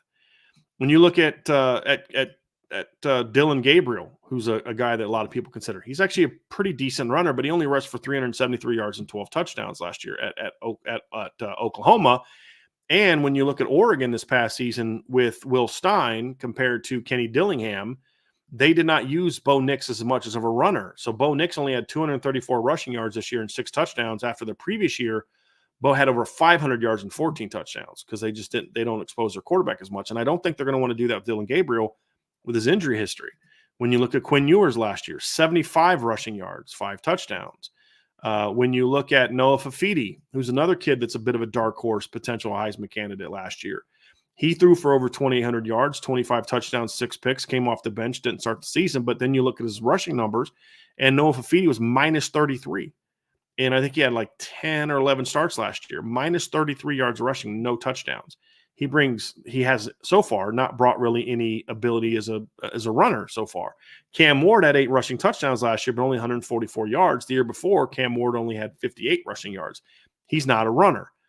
The only guy that really brings that sort of dual threat ability that is a high profile player that has the kind of pedigree that Riley Leonard has is Jalen Milroe, who last season finished, I believe, 6th in the Heisman Trophy voting. And he passed for 2,834 yards, 23 touchdowns, 6 interceptions, and then ran for 531 yards and 12 touchdowns. Well, guess what, guys? That's less the production than what Riley Leonard did in his 1 year as a starter at Duke. And this is a point that I've made with people before is if Riley Leonard simply repeats the production he had at Duke in 2022, this season at Notre Dame, number one, Notre Dame's going to be very good. But number 2, he's going to be in the Heisman conference. He'll be at least a top 5 Heisman Trophy candidate, most likely. Top 5 or 6 for sure. Jalen Milroe last year, as I said, in 13 games as a starter. Keep in mind he missed the South Florida game. So 2,834 yards, and let's see, 116 of that came in the postseason. So 116 yards passing in that game. So you take before the postseason when the Heisman was given out, he was standing there at 2,718 yards. Then you look at the rushing last year. He was at 63 yards in the championship. So he was under 500 yards in the end of the regular season. And then you look at Riley Leonard. And so his total numbers were 531 yards rushing, and he had 2,834 yards passing, and he had 35 total touchdowns last season. Finished 6th in the Heisman Trophy voting.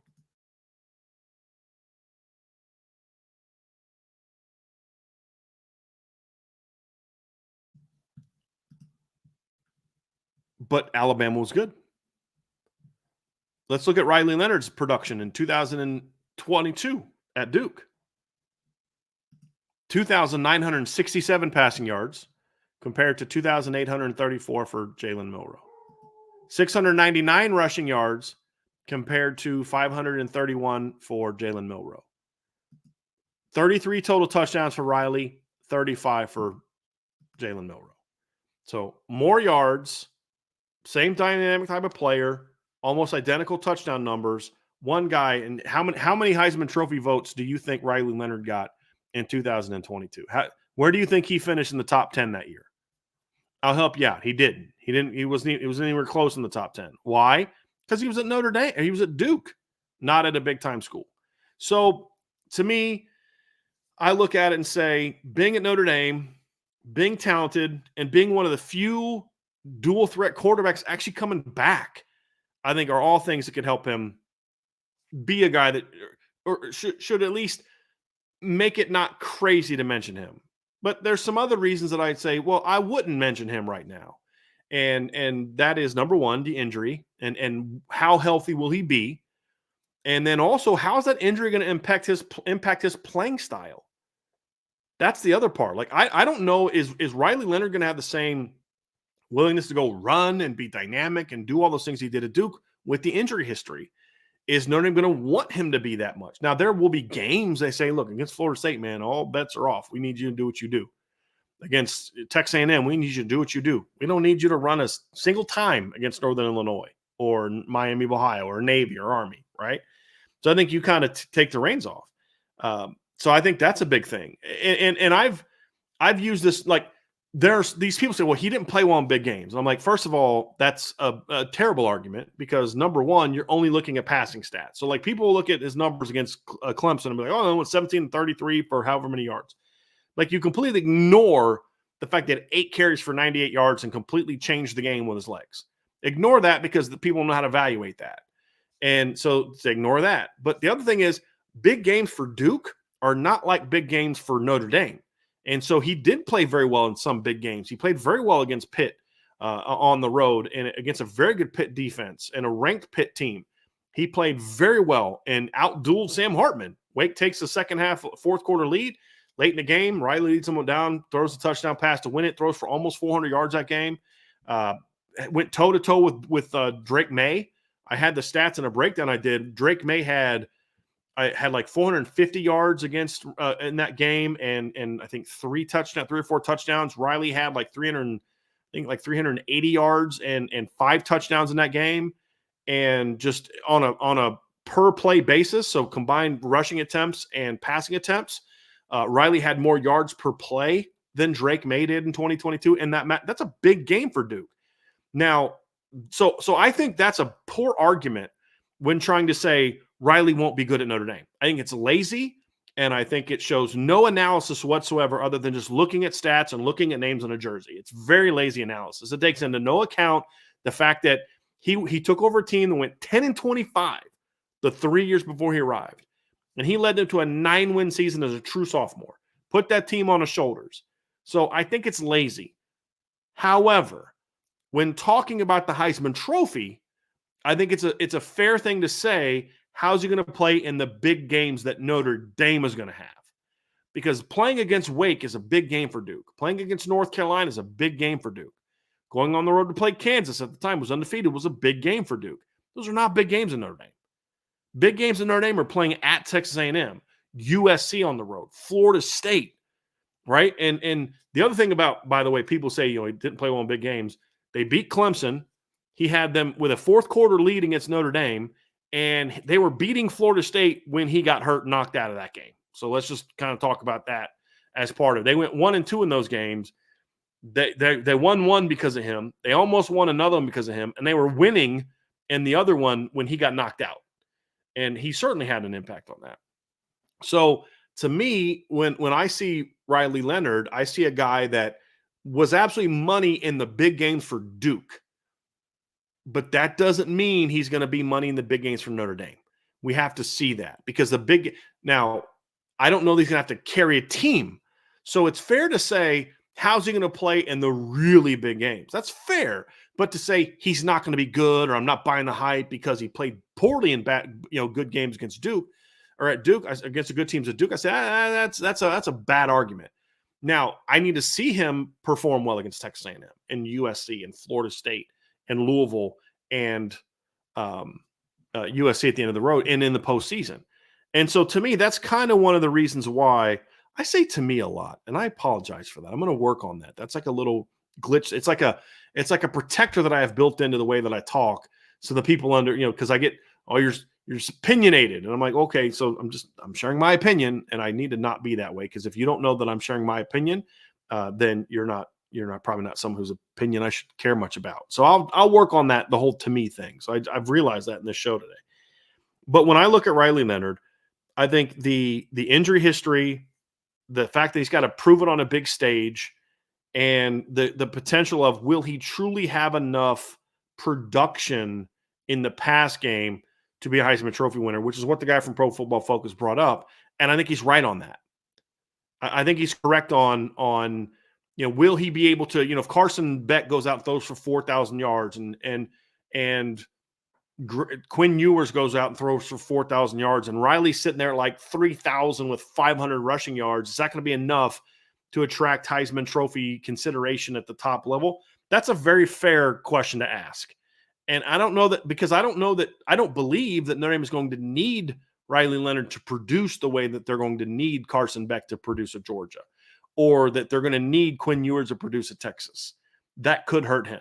And so combine that with just, I need to see how he goes from Duke to Notre Dame in year one, is why right now I would not have Riley Leonard as a top 5 Heisman candidate. Right now, I would not. If I was making a list of top 5 Heisman candidates, and we will do that this summer, I would not have him in the top 5. Having said that, can Riley Leonard become a Heisman candidate? Absolutely. There's no doubt in my mind he can become one. There's no doubt in my mind he has the talent, that Notre Dame is going to have the schedule, that the team is going to be good enough for, at the end of the year, for him to be considered a guy that is in the top 5, potentially be a guy that is going to be in a situation where maybe he gets invited to New York. Can he get there? Absolutely. There's no doubt. He's talented. Notre Dame is going to be a really good team. They're going to score a lot. So I don't think it's nuts to have him in the top 5. I don't. I have no problem with Pro Football Focus putting him in. And I actually think it shows some foresight into them of really looking forward to what this Notre Dame team is going to be. They're giving Notre Dame props. I mean, part of the reason Pro Football Focus has got Riley Leonard in the top 5 is because they're projecting this Notre Dame football team to be pretty good and this Notre Dame offense to be pretty good. So I respect that. I'll just tell you this. When we do our top 5 Heisman candidates, he won't be in our top 5. Would I have him in our top 10? I probably would. I would. Because, and here's why. If he would have stayed healthy at Duke this year and stayed at Duke for 2024, he'd be on my top 10. Like, if he was stayed, he'd be in my top 10 at Duke. Now you put him at Notre Dame with the talent Notre Dame's have around him, he certainly deserves to be in the top 10. I'd have him at the bottom of the top, like towards the bottom group of the top 10, just because talent, proven production, dual threat ability, and being at Notre Dame, all the things I mentioned. So I would not have him in the top 5. What would need to happen for Riley to get there? Number one, Notre Dame's got to be a playoff team. And I mean, when I say playoff team, I don't mean they scrape in, like just barely get in with the number 11 seed or 12 seed. I mean, Notre Dame's got to be hosting a game and, 11-1 plus. Like, if Notre Dame's 10-2, I don't care how good Riley plays. If Notre Dame's 10-2 and they're a 10-11 seed, I don't think he'll be a candidate, because he's not going to put up the numbers that Jaden Daniels did, because they're not going to necessarily need him to. Because even though LSU went 9-3 last year, which is one game worse than 10-2, I'm talking about Notre Dame, they needed him to be Superman every week to win games. Notre Dame doesn't need that. So I don't think you're going to see the same level of production from him in that regard. So that's part of the conversation. The other part is when I think about 10-2 against the schedule, I think Notre Dame's schedule is good. It's a good, solid, strong schedule. It's not like 2017. It's not like what Bob Davie had to face off against back in the day. It's not like a crazy schedule. And I don't know if they lose 2 games, then it's probably one of them's a spotlight game. And for Riley to have a shot, I think he needs to play very well, and Notre Dame needs to win the spotlight games. What are the spotlight games for Notre Dame this year? Well, it's going to be Texas A&M.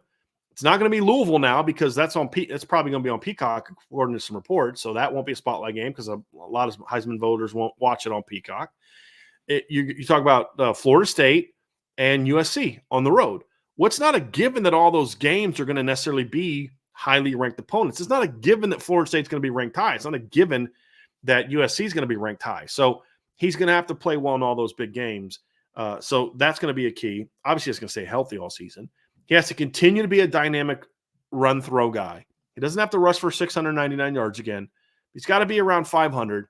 He's got to throw for at least 3,200, and he's got to have at least 35 touchdowns on top of playing well in the spotlight games. I actually believe if Riley can get to around 3,300 passing yards minimum and stay 500 plus rushing yards and to get to 35 plus touchdowns, I think he'll be a top 5 Heisman vote getter because of 2 reasons. One, that's really good production. It's much more production than what Jalen Milroe had last year, number 1. And number 2, it means Notre Dame's going to be really good.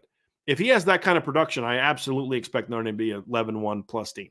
Absolutely. And then that'll get him on the stage. So it's certainly possible, but I think a lot of us, there's a lot of disagreement on, how good is Riley Leonard, how impactful he's going to be. And what I would say is no matter what side you're on, we should all sort of have a let me see it type of mentality first before we just completely jump on the train. What I have been adamant about and an advocator of is do not dismiss the talent. Do not dismiss what he brings to the table. Do not even try to tell me he wasn't outstanding at Duke, because he was.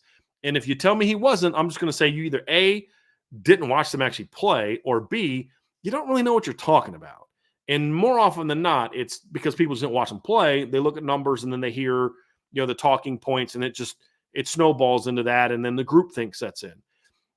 You should absolutely look at Riley Leonard, and I don't think this is debatable. Very talented player, very dynamic player, showed at the Power 5 level he can put a team on his shoulders and carry them to heights they haven't seen in a while. Again, 10 wins for Duke in the 3 years combined. In his first year as a starter, he went 9-4.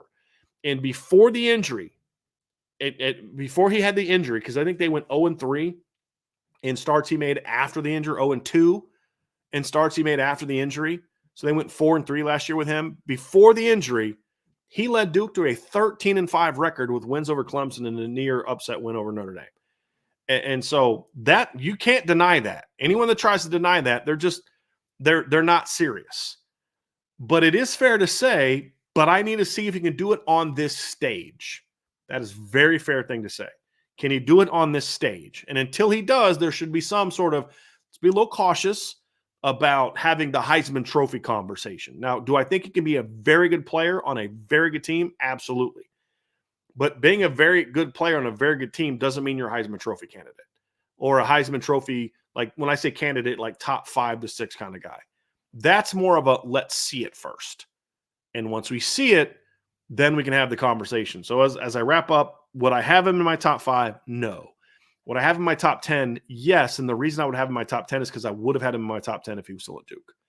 Now he just needs to see that he can take it to another level and play on this stage. And if he can do that, then I think we'll see it. If not, he could still be a really good player at Notre Dame, and Notre Dame could be a really good team. I just don't know if he'll be that kind of dynamic game changer guy that we talk about being a Heisman Trophy candidate at Notre Dame, because let's be honest, Notre Dame has not had a real Heisman Trophy candidate in quite some time. Very long time. And maybe Riley's that guy. Maybe Jeremiah loves that guy. We'll find out. And it's going to be a fun ride. So that's going to do it for this portion of the show. Buy, sell, hold next, folks. Going to dive into that. But before we do, hit that like button, hit the subscribe button, hit the notification bell, share this podcast. We'd greatly appreciate a 5-star review. And as always, if you have not done so, go sign up for the message board at boards.oursbreakdown.com, folks. You guys continue to hear me say it every single day, and some of you continue to not sign up. You are missing out. Promise you, you're missing out. Sign up at boards.oursbreakdown.com.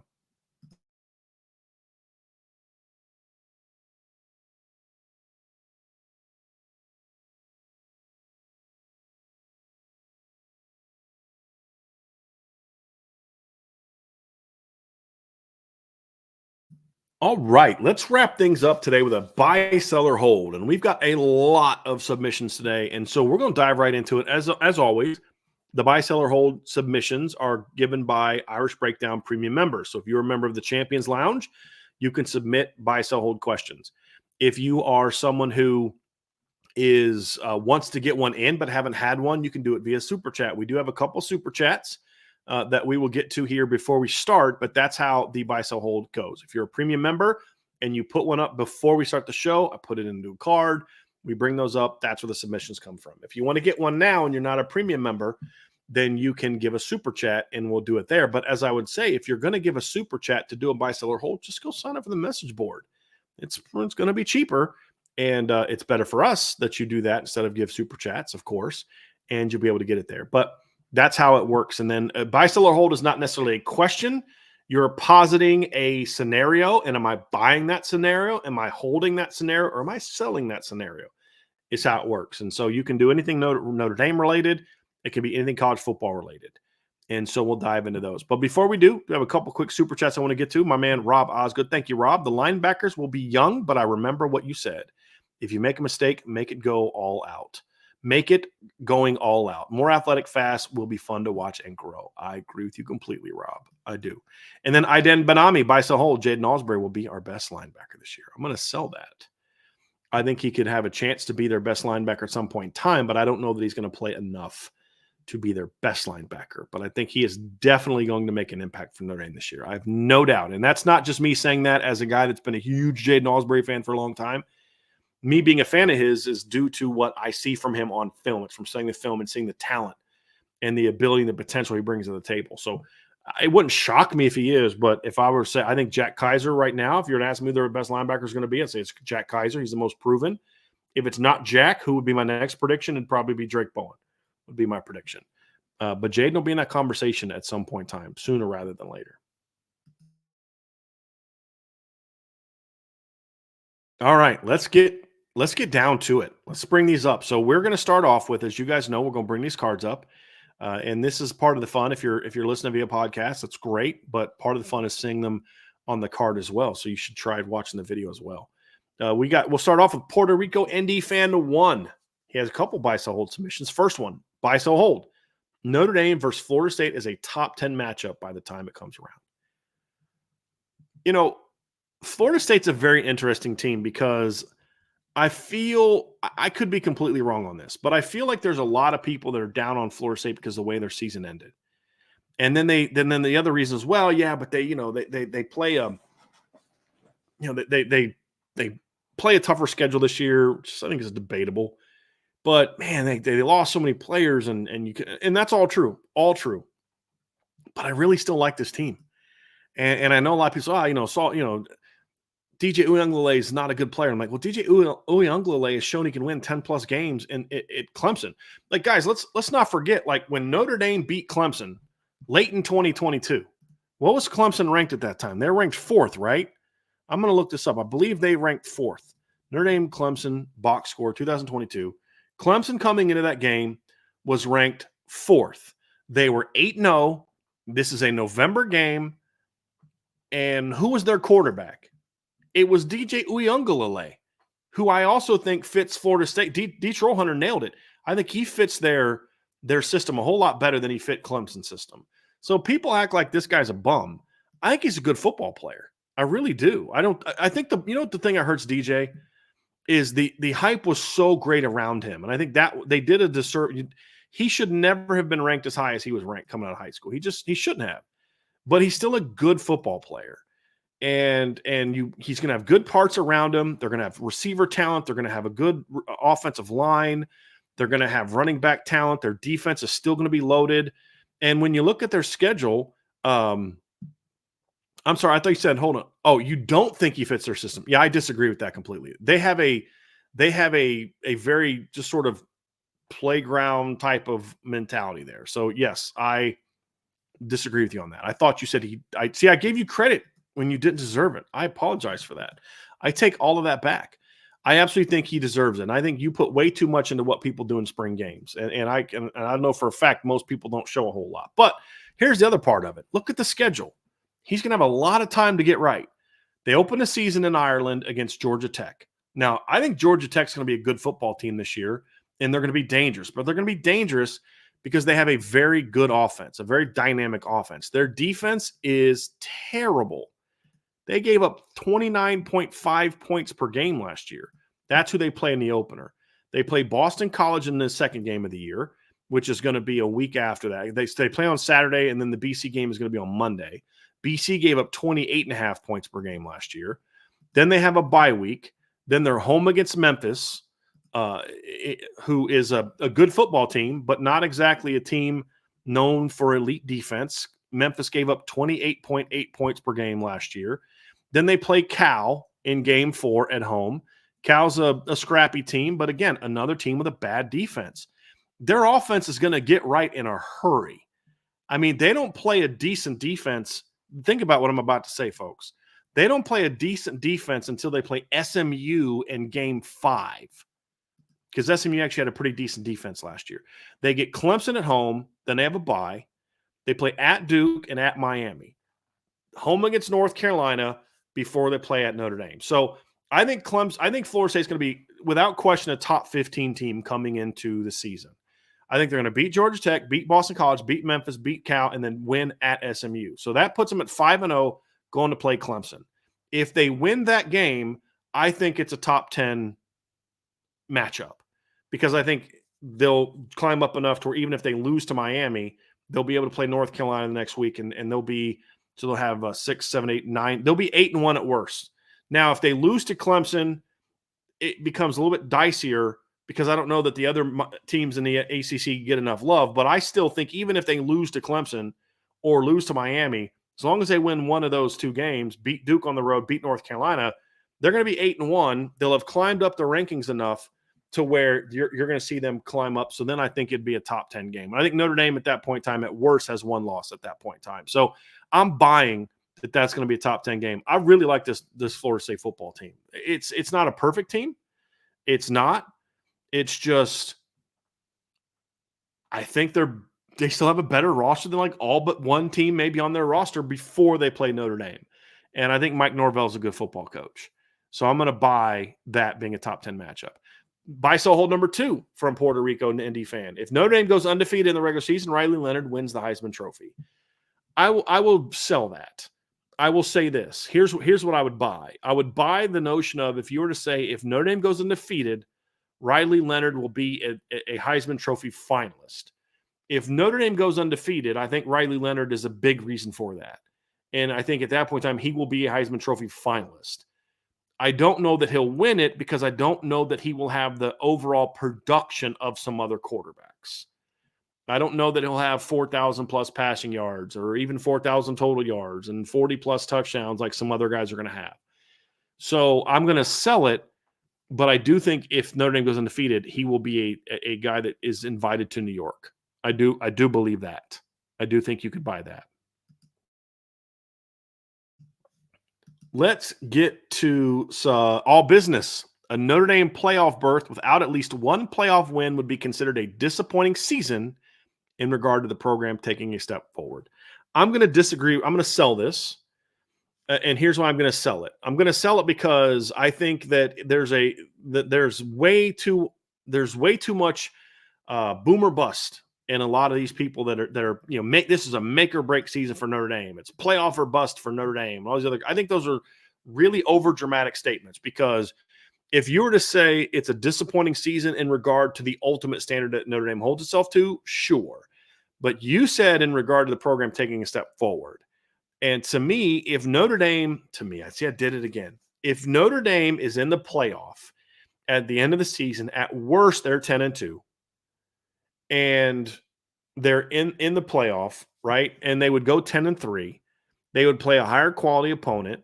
And at the very least, you have to say that is a step forward. So they're either 10-3 again, but make a playoff run, which is to me a step forward. Or they're 11-1, make the playoff, 11-1 or 12-0, make the playoff, and then get beat the first round. That's not a disappointing season in regard to, did they take a step forward? They absolutely, if they make the playoff this year, they will take a step forward, because when the regular season ended last year, folks, they weren't a playoff caliber team. They weren't. It's a step forward. Now, what I would say is if they make the playoff and lose in the first round, while it is a step forward, it's not as big of a step as it should be. I've said the standard for this season for me, for it to truly be considered a success, is playoff +1, meaning they get in the playoff and they win at least one game. That to me says, okay, they took a big step forward this year. It's not the ultimate step until they win it all, but they took a big step forward. And so I would say if you were to rephrase this, it's a disappointing season in regard to making a giant leap or making a big leap or reaching the ultimate level of success. I would buy it. But if you're talking about it being disappointing in regard to taking a step forward, that I would push back on, and that I will absolutely sell. If they make the playoff, it's a step forward. Now, the only exception would be is if, like, this is one of those weird years where everybody just beats each other up, and they make the playoff as an 11 or 12 seed with 3 losses and then lose, and they go 9-4. But it's just a year where everybody beats each other up. You know, I just don't view that as a step forward. And somebody asked, how is making an extended playoff field at the end of the bracket a step forward? Because they would not. I said it very clearly. I'll say it again. Last year and in 2022, they would not have been a playoff team in a 12-team playoff. Either year, they would not have been. So if they make it at the end this year, they're an 11 or 12 seed, that is still a step forward. Because when the regular season ended last year, they were not in the top 12.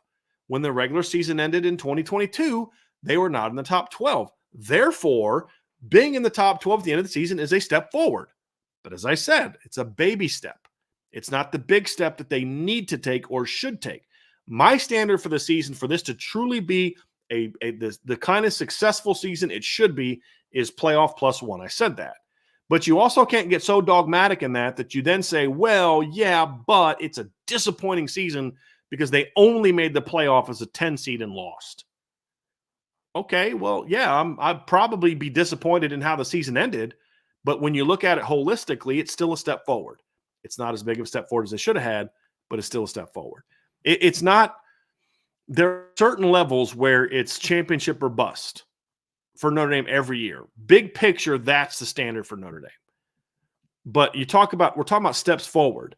It's not a giant leap or failure. There's a lot of in between, and this would be in between. There's no doubt. Buy, sell, or hold from M. Catino. One of these in Notre Dame teams as best chances to win a championship. So I got to buy one of these, sell one of these, and hold one of these as a champion. So I'm going to sell 2025 just because I think they'll have a younger quarterback. They'll be replacing a guy that I think is going to be a good football player. They're going to lose a lot on their defense in their front seven. They're going to lose an All-American safety and an All-American corner. And they're going to lose some veterans at receiver. So I would sell 2025. I'm going to hold on 2024 because there's still a lot we need to see about this football team. And I'm buying on 2026 because when I think about 2026, it's a full Marcus Freeman team. CJ Carr or Kenny Minchie is going to be going into either their junior or senior seasons. You're going to have loaded talent coming back at every skill position. Your offensive line's probably going to be Charles Jagasol, Billy Shrouth, Ashton Craig, Gerby Lambert, and one of Sullivan Absher or Chris Tarrick or Sam Pendleton, somebody along those lines, right? One of those type of guys. And defensively, your young defensive lineman, Josh Burnham's going to be going into his fifth year. You're going to have, Devin Houston and Armo Mukum and Boubacar are going to be seniors. So I feel really good about that team being really, really loaded. So of those three, I think that's the team that right now could give them their best chance. I would not write off the 24 team for a host of reasons, but I would hold on them just because there's still some unknowns. And you're also in 26 going to be going into year 3 of the Mike Denbrock era, which I think is going to be big as well. Also have a buy, sell, or hold from Hessberg Mafia. Rocco Spindler will have more pancakes this year than the rest of the O-line starters will combine. I'm going to sell that hardly. Very, very hard sell on that. And the reason has nothing to do with Rocco Spindler. I have said it very bluntly, and this may seem disrespectful to Pat Coogan, and apologies to him, because he's a tough kid and a gritty kid and all that. But the reality is I think this offense needs Rocco Spindler to step up and be their best offensive lineman. I absolutely think that is the better he is, the better this Notre Dame offensive line will be. I believe that strongly. Having said that, you can't convince me that an offensive line that has Charles Jagasaw and Billy Schrouth is going to be a situation where Rocco's going to have more pancakes than them. You can't convince me of that. And again, we're working with the assumption that Rocco starts, and I think that he should, and I hope that he will. And if he does, I think he'll be a very good player. But there's no way he's going to have more combined pancakes, in my opinion, than Jagasaw and Schrouth combined, much less the whole line combined. So I'm going to sell that one. But I like your confidence in Rocco. I hope that this is even a conversation at some point in time. That would be very, very good for Notre Dame.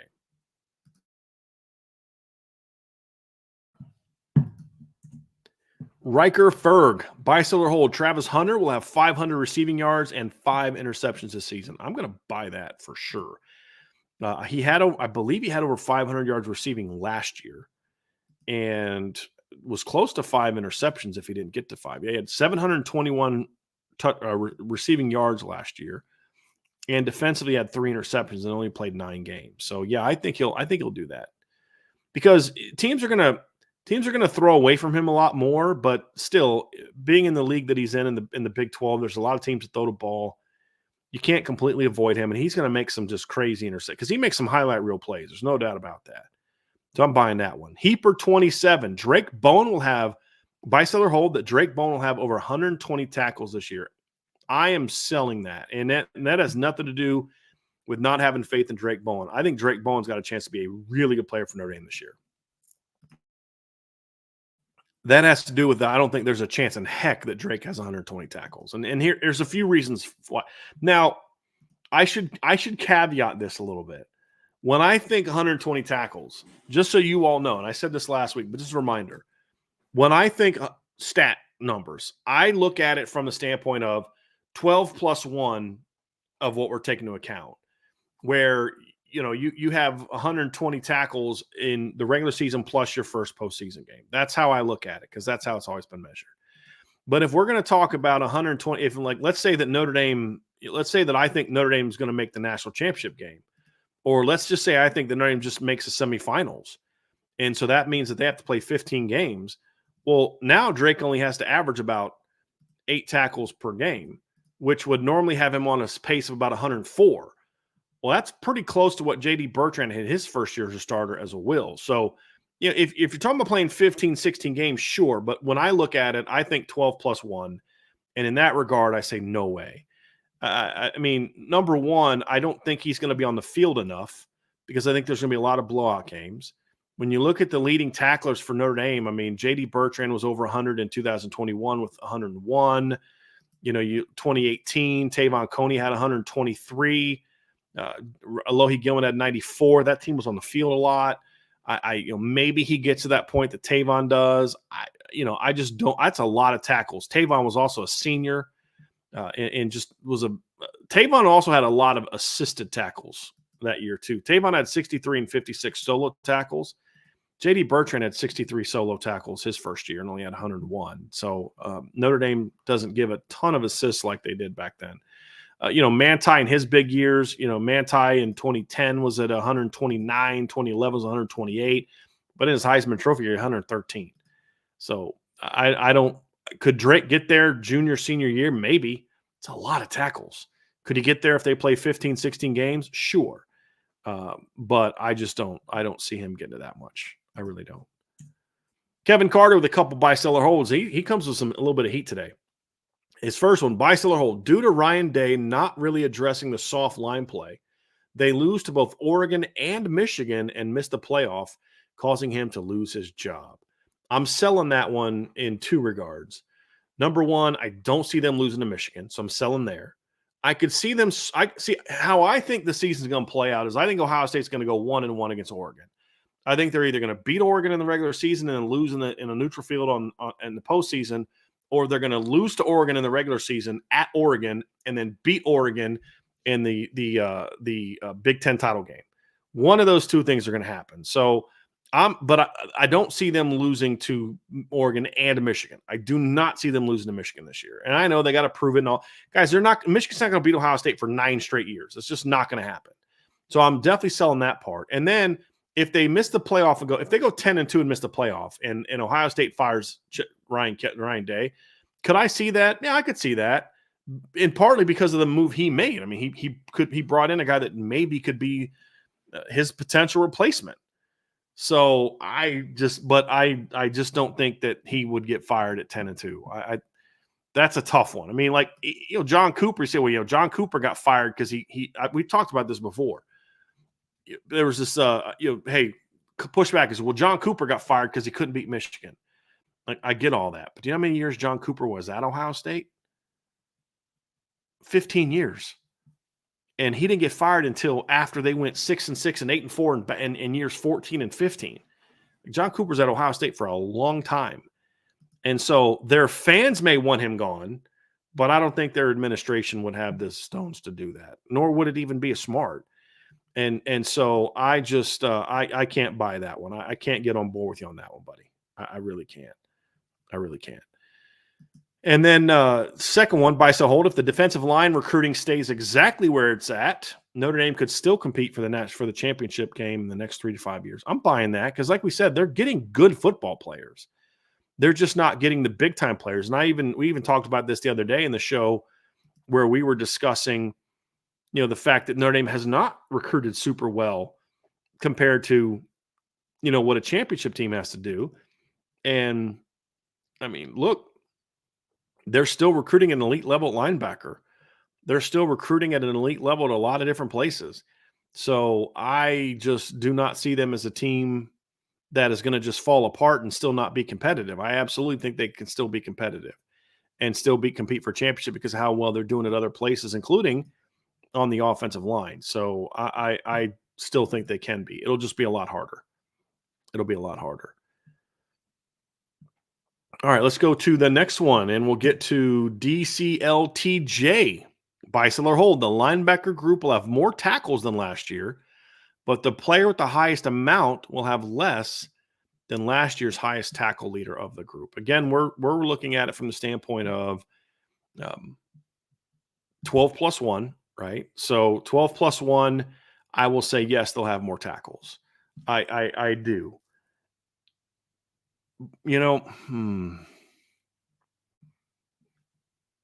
Yeah, I think here's why I think, because I was back and forth on this, and I initially was going to sell it. And the reason I was going to sell it is because I think the defensive line is going to make a lot more plays this year. But then as I thought about it, I look at it the other way and say, yeah, but if the defensive line is as good as I think, then that's going to free up the linebackers to make more plays. And so then the linebackers will make more tackles. So it just depends on why. And so if the linebackers are making more tackles because if teams have to focus more of their attention blocking the D line because the D line's that good, then Drake Bowen, Jack Kaiser, Jalen Steed, Kings, they're just flying to the football and they'll make a lot of tackles. And so I think that'll absolutely be true. Now, will the leading tackler have less than last year? I'm selling that part. So if I got to take them as a whole, I'm selling because I think the leading tackler will have more than 76. J.D. Bertrand, 76 tackles last year was not great. I think the leading tackle have over 80 tackles at least in a 12 plus 1 type of time frame. So buying that the group as a whole will have more tackles, selling that the leader will have more. Will have less than last year's. So they'll have more as a total, and then in turn, they'll have the leading tackler will also have more, is how I'm going. So buy and also sell. D. Trollhunter has there's like, I got 3 cards in a row, man. So I'm hooking you up big time today. And so, because you're the only one that really gives a lot of questions about non-Notre Dame related things. So Detroit Hunter came, and so there's going to be like, I think, 3 cards that are going to have him on there. So I want to get to those and dive into that. So number 1, he says Texas's secondary is worse in 2024 than it was in 2023. I am definitely selling this. And I've seen a lot of people talk about Texas's secondary, and I am definitely not on board with that. Look, Texas, for all the things that I look at about the secondary with Texas and how, quote unquote, bad their defense was. And I've pointed this out, like Texas's defense last year gave up only 18.9 points per game. Yes, they had some games where they gave up a lot of passing yards, but they had a lot of young players playing last year. A lot of young players. And I don't think that they're going to be an elite secondary, but to say that they're going to be worse with basically everybody coming back, the one guy that left, Terrence Brooks, is leaving because he basically got beat out this spring. They got Malik Muhammad coming back. They got Derek Williams coming back, who was really good as a freshman. And I think is going to be a really, really good player. Kid they got out of Louisiana. And then they got Andrew Makuba from Clemson to transfer in. Well, he was part of a top 5 secondary last year at Clemson. So I absolutely think the Texas secondary is going to be better than what it was last year. I think if we're going to look at Texas from the standpoint of can they compete for a championship, then the secondary is going to have to get a lot better. Will they get a lot better? That I don't know. That I'm not as sure of. But they definitely have to get better, and I think they will get better. Absolutely. Also says buy, sell, or hold Oregon as the Big Ten champion. I'm going to sell that for now because I've got to do a little bit more homework into Oregon. And I know you're very high on Oregon, and you gave some real good points that you had in there. But two reasons why I don't agree with you. Number 1, as much as I dislike Ryan Day, and I think Ryan Day is a very mediocre head football coach, that is still a very talented Ohio State football team. That is also an Ohio State football team that is now much better at the coordinator level now than they were a year ago when Ryan Day was basically trying to run the offense with Brian Hartline. Hiring Chip Kelly and Jim Knowles were 2 great hires by Ryan Day. So he's a mediocre, but sometimes mediocre coaches can have success if they make great hires, and I think he made some great hires. I also think hiring Chip Kelly and getting Justin Fry with Chip Kelly is going to make the offensive line better. And I'll address this a little bit more in another buy, sell, or hold. But I just think Ohio State's going to be a lot better than people think. And while I'm not a huge Will Howard guy, he doesn't suck. I mean, he's not terrible.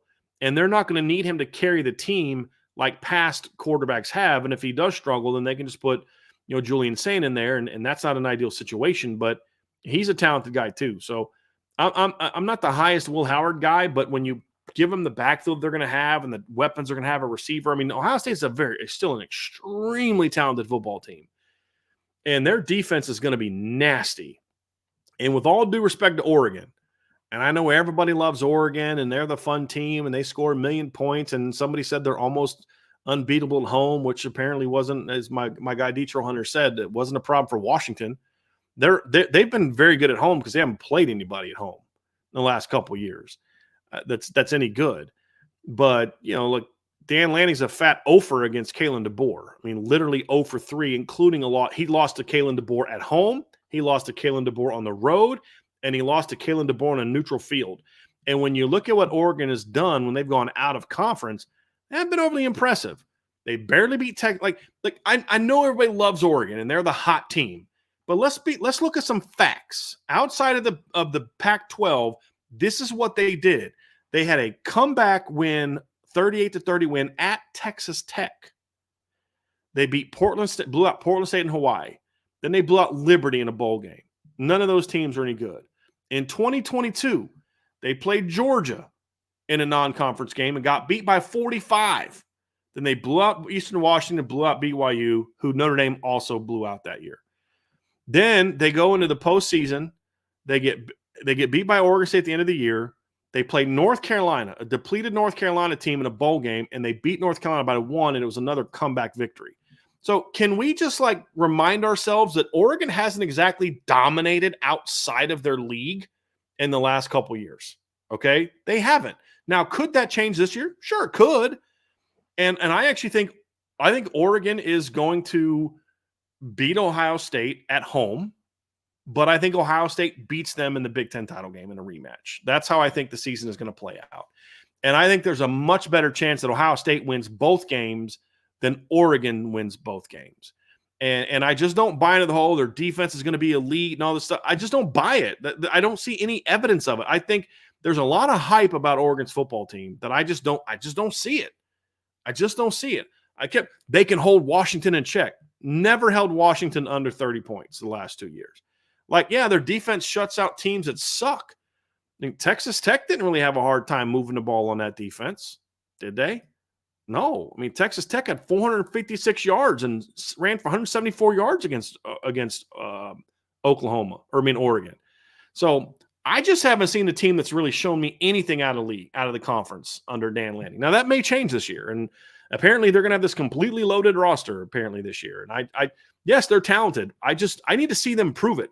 There's a lot of assumptions being made about Oregon that Notre Dame fans don't give the same benefit of the doubt to Notre Dame. And I would argue that Notre Dame has more impressive wins the last couple of years than Oregon does. And let's not forget that Oregon beat USC last year by 9. Notre Dame absolutely boat raced USC. And at home, by the way. Both teams played them at home. So I'm just not on the Oregon bandwagon yet. They could prove me wrong, but I just don't see them going right into the Big Ten and having to play physical football week after week and beating Ohio State twice. Because I think that's what they're going to have to do to beat Ohio State is beat them twice. Unless you get beat by them at home. And if you get beat by them at home, what's the confidence they're going to beat them in a rematch? Because, hey, we saw Oregon have a rematch last year. We saw Oregon last year lose to Washington in the regular season, go play them in a neutral site game and lose again. So I have more evidence that I have more evidence that they will do that than that they'll win those type of games. And so I'm just not on the Oregon hype train yet. I'm just not. Florida State will finish third in the ACC. Buy, sell, hold. I'm selling that. I think Florida State's got a better shot at winning, and I would assume that you mean Miami would be the team that finishes ahead of them. Detroit Hunter, is that who you would pick? So I assume you mean Clemson and Miami would be ahead of them, or are you just saying in general? I'm very curious on that. But either way, I'm selling that. I believe Florida State's going to have a chance to finish first or second. Now, part of the reason too is you have to look at their schedule. They get Clemson at home. They play Miami on the road. Outside of that, in the conference, they played Georgia Tech on a neutral field, Boston College at home, Cal at home, at SMU, at Duke, who I don't think is going to be any good, home against North Carolina.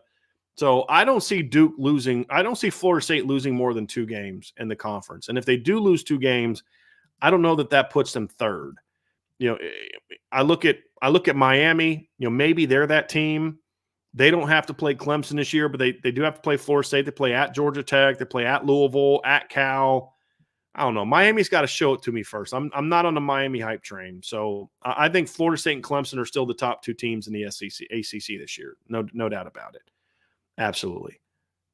Could Miami's going to be talented. I'll say that. They're going to be very talented. They're going to have a very good offensive line. They're going to have a big physical running back. Cam Ward's going to put up numbers.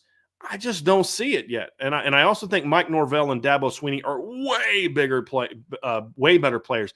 I do like your dark horse of Virginia Tech, though, Detroit Hunter. I do. I see down there in the chat. Virginia Tech's an intriguing team. I got to do a little bit more research on the rest of their roster, but I watched them a few times last year with Kyron Drones at quarterback, and that kid is fun to watch. And I think their defense started getting better last year. But I'm still going Florida State in the top 2. Buy, sell, or hold. Billy Napier's out at Florida by week 8. I'm buying that. Their schedule is brutal. I mean, if you're like, hey, I want to make a schedule that makes it impossible for him to stay, you made one.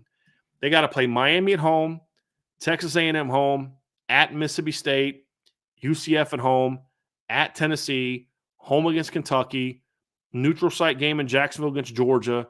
Their last 6 games are nuts. Actually, last 7 games this is their last 7 games. I mean, even their first 5, you got Miami at home, A&M at home, UCF at home, and at Mississippi State is not a sleepwalk schedule. This is their last 7 games. At Tennessee, home against Kentucky, Georgia on a neutral field, at Texas, home against LSU, home against Ole Miss, at Florida State. So, yeah, I could absolutely see that because that would basically firing him before the Georgia game. And Florida has shown that as soon as the ship starts to sink, they will get rid of you in a hurry. And if Dan Mullen couldn't make it out of week 5 of his 4th year, he was way better than Billy Napier. And then with the lawsuit and all this, I think first chance they get to fire him, they're going to fire him. I do. Buy, sell, or hold. Ohio State and Ryan Day lose to a non-Big Ten title game contending Michigan Wolverines. Selling that. Absolutely selling that. I think Ohio State's not only going to beat Michigan this year, I think they're going to curb stomp Michigan this year. I mean, I do. And I have no evidence of that other than just I look at the two rosters and I'm like, I just don't see it. I don't see it. I think Ohio State with Chip Kelly, I think that's going to be a boat race is probably too strong. I think it's going to be a double-digit win for Ohio State this year. Absolutely, absolutely selling that. Ryan, and this is the one I love from Detroit Hunter. Buy, sell, or hold. Ryan Day loses his mind at the mentioning of having never beaten Harbaugh, and does it mean less if he wins prior to the end of the Michigan game, prior to the Michigan game, end of the season. If he wins prior to the end of the season game, prior to Michigan. Yes, I buy that. I absolutely buy that. He does not handle criticism very well. And someone's going to ask him about it, and he's going to lose his mind and act like a petulant child, which is just kind of his MO. So I'm buying the heck out of that. Buy, sell, hold. James Franklin loses 2 games this year to bad coaching decisions. I'll buy that. Absolutely buy that. That's who James Franklin is. 100% buying that. And then we have one more card from Detroit Hunter. We'll rapid fire these. Buy, sell, or hold. Iowa averages over 24 points per game this season. I'm buying that, especially if Cade McNamara is healthy all year. Michigan State under 5.5 wins. I'm going to hold on that right now, Detroit Hunter, because I haven't taken a look at Michigan State's roster. I respect the heck out of Jonathan Smith as a coach. Love him as a coach. I'm just not familiar enough with what's coming back. I'm not quite sure. Pat Narduzzi goes on 1.5 Notre Dame rants on the season. I'm going to go under because I think he's only going to do 1. And then he's going to realize I have enough to worry about with my crap team. And the fact that they don't play Notre Dame is going to limit the amount of times he goes on an anti-Notre Dame rant. So I'm going to go under. I'm going to take the under, and which means I sell your proposition on that.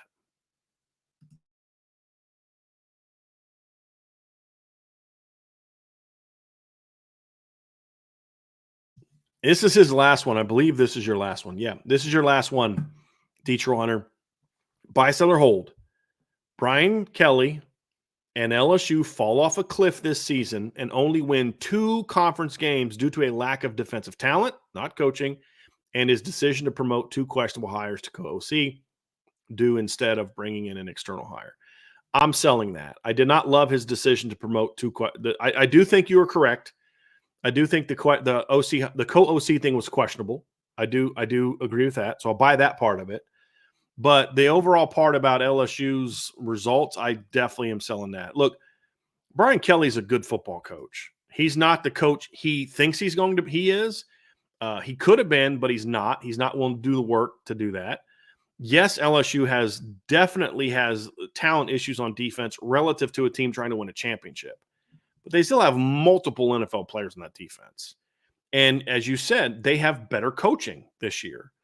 And then when I look at their schedule, this is who they play in conference. South Carolina on the road, Ole Miss at home, at Arkansas, at A&M, home against Bama, at Florida, home against Vandy, home against Oklahoma. They're going to beat Vandy. So that means they only have to win 2 of at South Carolina, home against Ole Miss, at Arkansas, at A&M, home against Bama, at Florida, home against Oklahoma.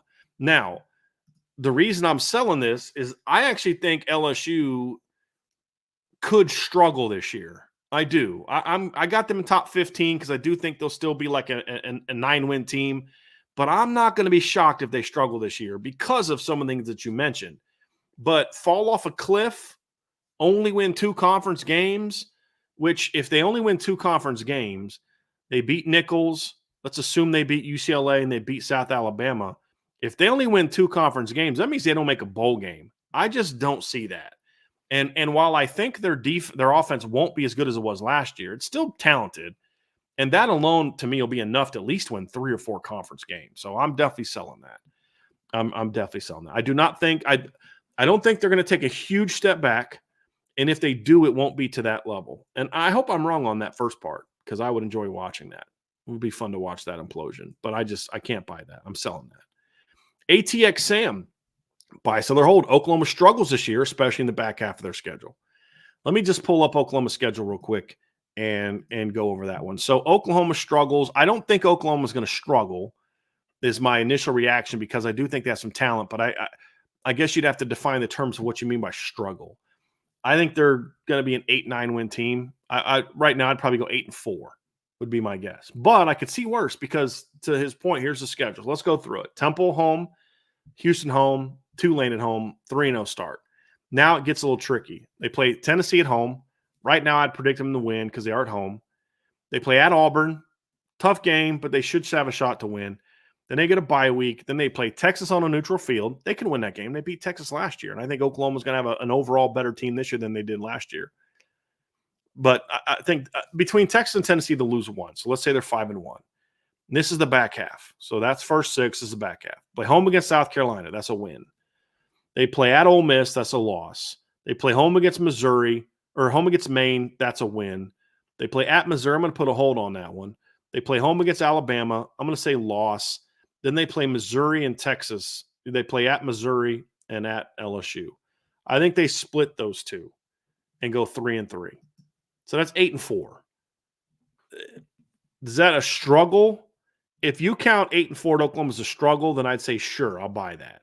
I don't because I still think they're kind of building. I still think they're in a little bit of a rebuilding year because of how much Lincoln Riley gutted that roster when Brent Venables took over. And then now you're going to the SEC, and the SEC did them no favors in year one. They gave them a very tough schedule in year one. So I like struggle I think 6-6 from a couple years ago. No, I don't see that. I don't see that. So I'm gonna sell that. But I think it depends on what you consider a struggle. If you think 8-4 is a struggle, then obviously I buy it because I think that 8-4 is the move. And then buy, sell, or hold, the move to the SEC hurts the Sooners' long-term relevance, and they experience a Nebraska-like fate over time. I'm actually buying that. I think Texas is going to – I think this move is going to help Texas. I think this move is going to hurt Oklahoma. I do. 100%. They should have stayed in the Big 12 and just been the dominant league in that conference. Dominant team in that conference. That's what they should have done. But it's not about football. It's about money. And the people in positions of authority will – complain and whine about how their football teams take a step back, but they will gladly enjoy it as they cash their checks. That's what it's 100% how it's going to go. Because if they had to pick between the two, they're going to take more money and bet worse football team than less money and a better football team. That's the sad thing about this. That's the sad part about all this.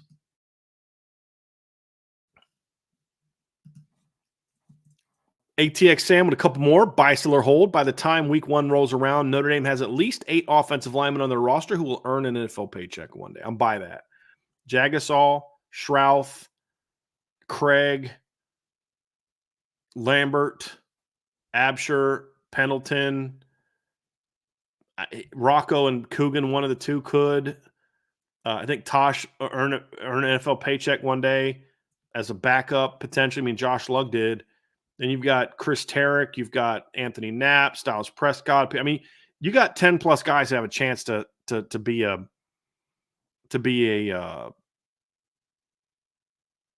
earn an NFL paycheck. I think at least 8 of them do.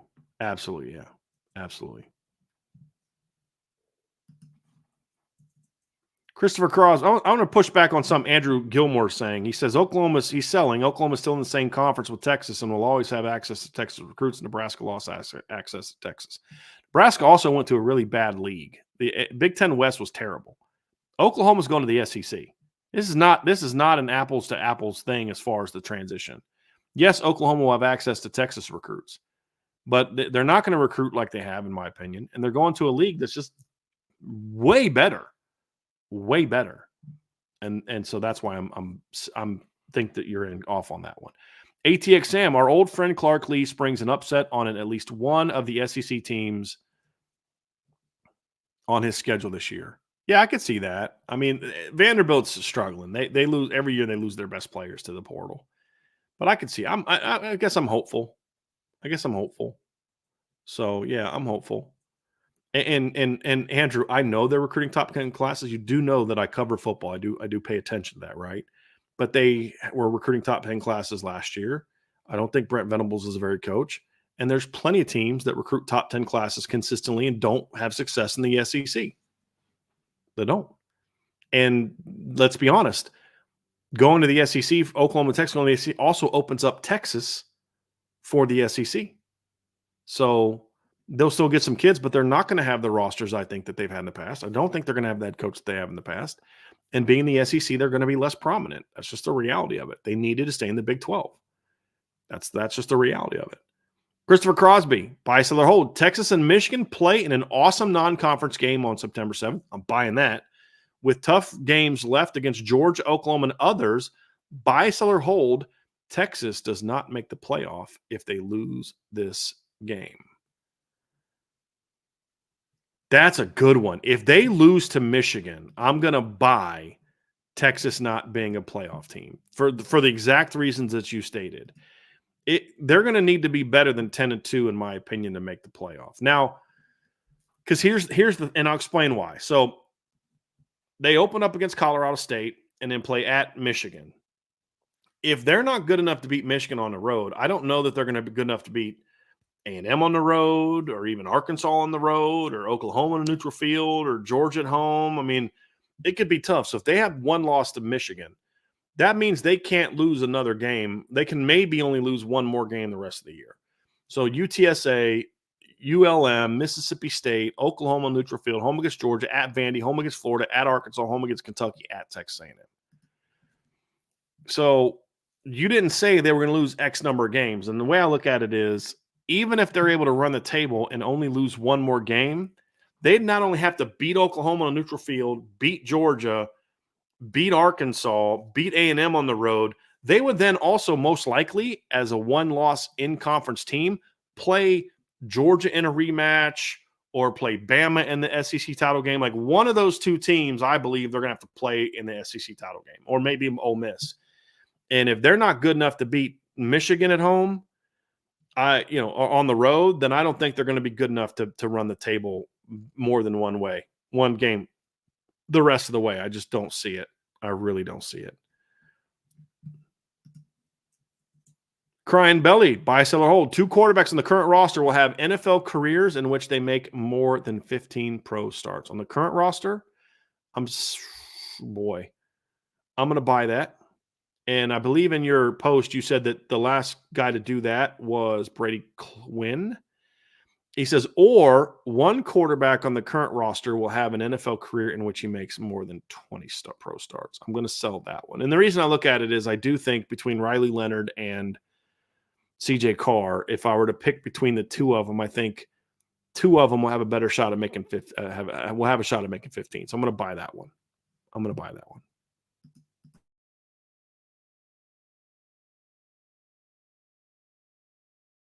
Older Than Dirt, buy, sell, or hold. There will be a Irish Breakdown YouTube show on Saturday, May 25th, with Bryan and Ryan on it. I'm going to sell that because we will have a show on May 25th, but I doubt that Ryan will be part of it.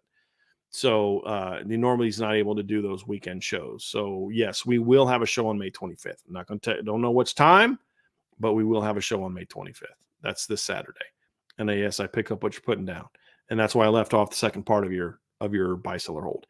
Irish, buy, sell, or hold. The starting 2025 and 26 defensive backfield consists of Ivan Taylor, Jadon Blair, Dallas Golden, Mark Zachary, and Christian Gray.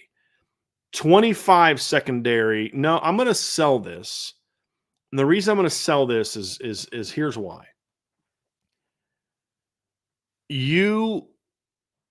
I don't think Christian Gray's on the team in 2026. That's partly number one. And in 2025, you're still going to have Jaden Mickey. You're still going to have Bronte Johnson. You're still going to have a Don Schuler. You're still going to have Luke Talich. You're still going to have Kennedy Urlacher. You're going to also have Leonard Moore.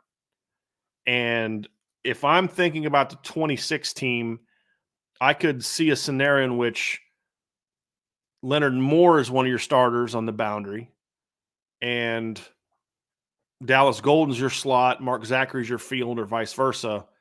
And I don't think it's a given that Ivan Taylor and Jadon Blair will be your starters at safety, simply because you can't write off Bronte Johnson. Adon Schuler is still going to be part of the mix.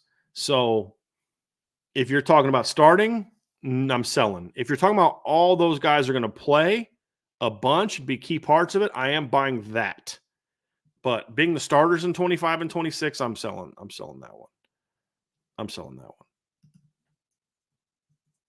Beef Eater, ND08, buy, seller, hold. He's got 3 buy, seller, holds, all related to the Australian punter. So this is very well done. Very unique angle. Buy, seller, hold. Notre Dame will not run a fake punt with our Aussie punter until game number 3.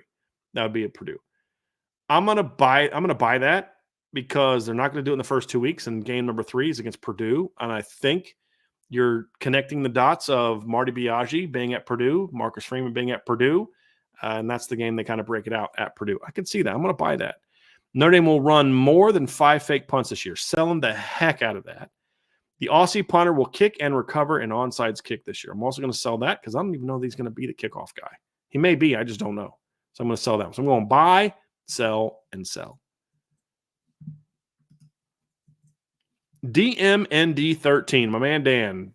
Buy, sell, or hold. Billy Napier will be Florida's head coach when they kick off their season against Miami. I am buying that. I don't think he's going to get fired beforehand. Now, could he get fired beforehand? Yes, because it goes back to what we were saying earlier. I think they want to get rid of him. And I think they're going to look for a reason to get rid of him. And if I'm reading into DMND13's question properly, and what he's saying is this whole Jaden Rashada thing could be their impetus to get him out. And I could see that. I'm going to sell it because I think if you fire him for it, then a lot of heads are going to have to roll. And I don't know that they're necessarily going to do that. And I don't know that what he would be accused of would be enough reason to have, like, the thing there is, like, you can't fire him for cause because he doesn't win enough games. What they could do is try to use this as the for cause to fire him to not have to pay him. I just don't know that they're going to be able to do that or be willing to do that. I don't, especially with like all this money that they're going to have to get ready to pay. Like, here's the thing that we have to think about as fans is a lot of these schools are about to lose a lot of money because of this pending settlement that they're going to be making with the NCAA. And you're going to have to make some really tough decisions about, yes, we would like to fire this coach, but can we afford to fire this coach? Now, Florida's thing could be they may maybe try to find this for cause reason now in order to get him because of this Jaden Rashada stuff. I just don't know they're going to do that. So I think they'll probably wait until the season starts. But I will say this, DMND13, I won't be shocked if we look back at this in a few months and you say, I should have bought that. McGrain's 30. 2 or more of the 4 Power 4 conference champions next year will be teams in their first year in that conference. I like this one. So because obviously the Big Ten has got Oregon, Washington, USC, and UCLA. The SEC now has Texas and Oklahoma. The ACC has Cal, SMU, and Stanford. And then the Big 12 has Utah, Arizona, Arizona State, and Colorado. Now, in 3 of those leagues, I could see a scenario where the new champion is a new team. I could see Oregon or USC even, but most likely Oregon winning the Big Ten. I could see that.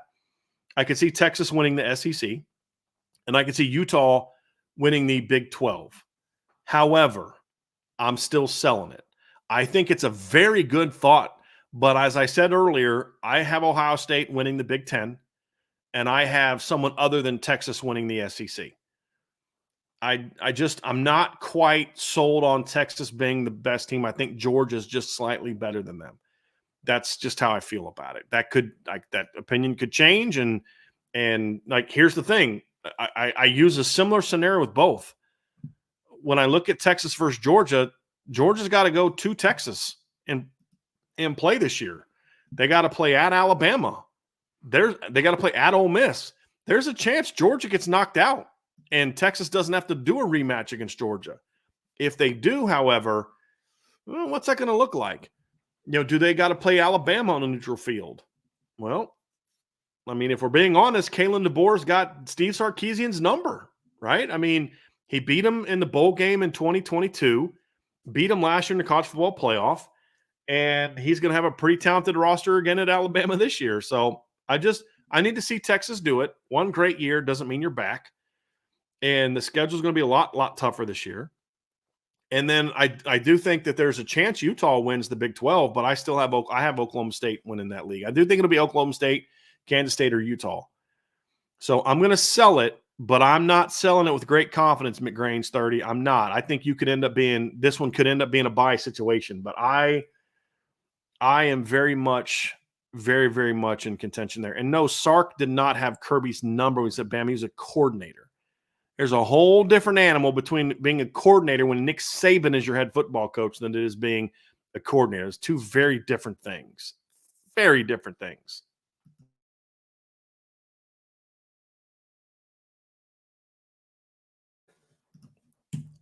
Zibby's boxing gloves. I love this one, by the way. Buy, sell, or hold. The ACC champion will be ranked higher than the Big Ten champion going into the playoff.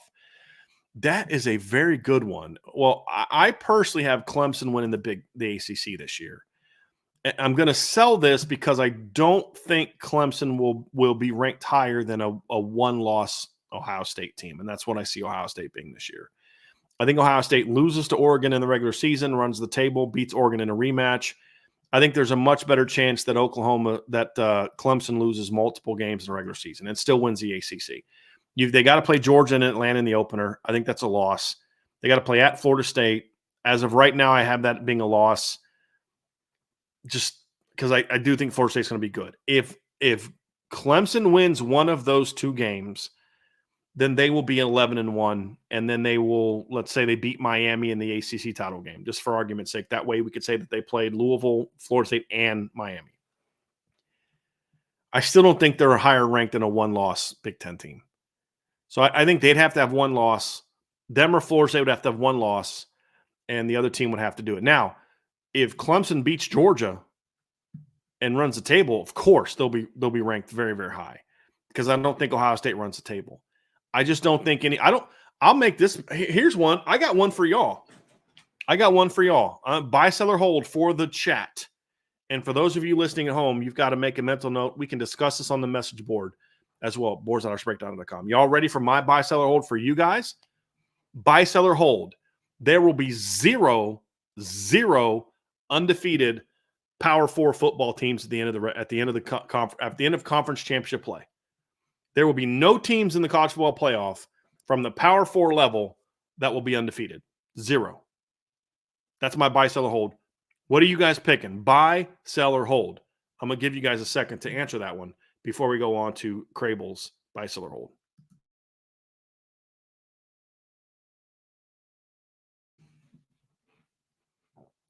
Crable's buy, sell, or hold. I want to see what you guys say. So my buy, sell, or hold is there will be no undefeated teams. So some of you think there will be.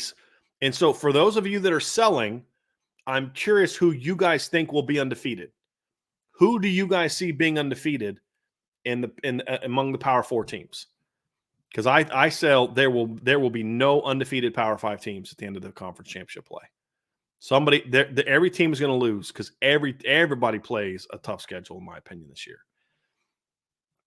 Somebody said Georgia. So you're telling me that you think Georgia, who barely beat South Carolina last year, got smacked by Bama, is going to beat Clemson, at Alabama, at Texas, at Ole Miss, home against Tennessee, and then some rematch in the SEC title game. You're telling me they're going to go undefeated against that schedule? You guys think Georgia's way better than I think Georgia is, like way better. I think of an Indy Milton fan, you have Ohio State. I could see that. Michael Campbell says Utah. I could see that. Although I think Utah has a challenging schedule. I'll be shocked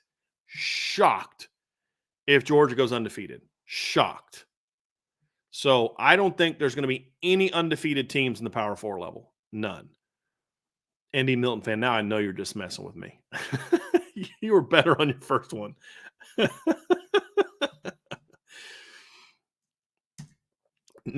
What was Crable? Yeah.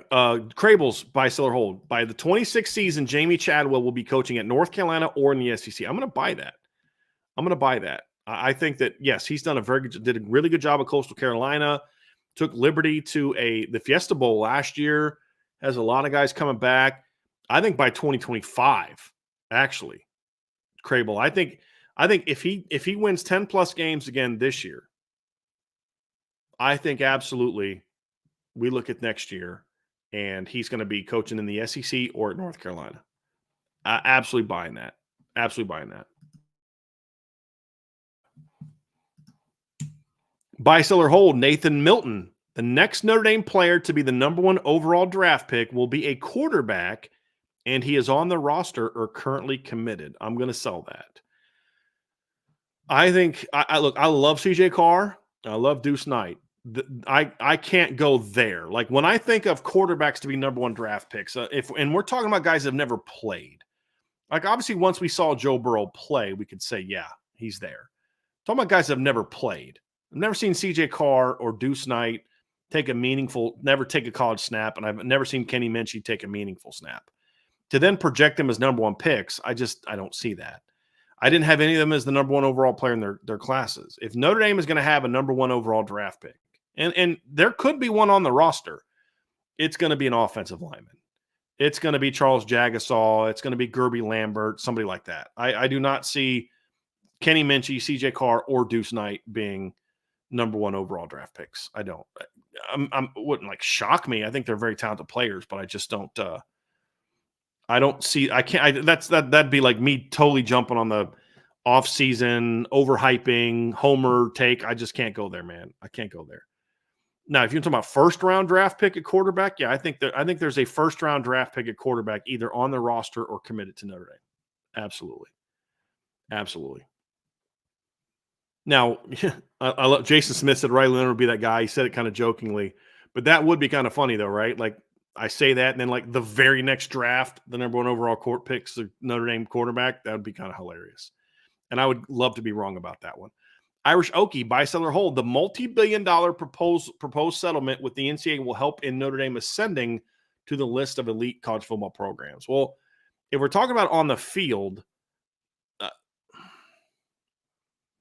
I don't know.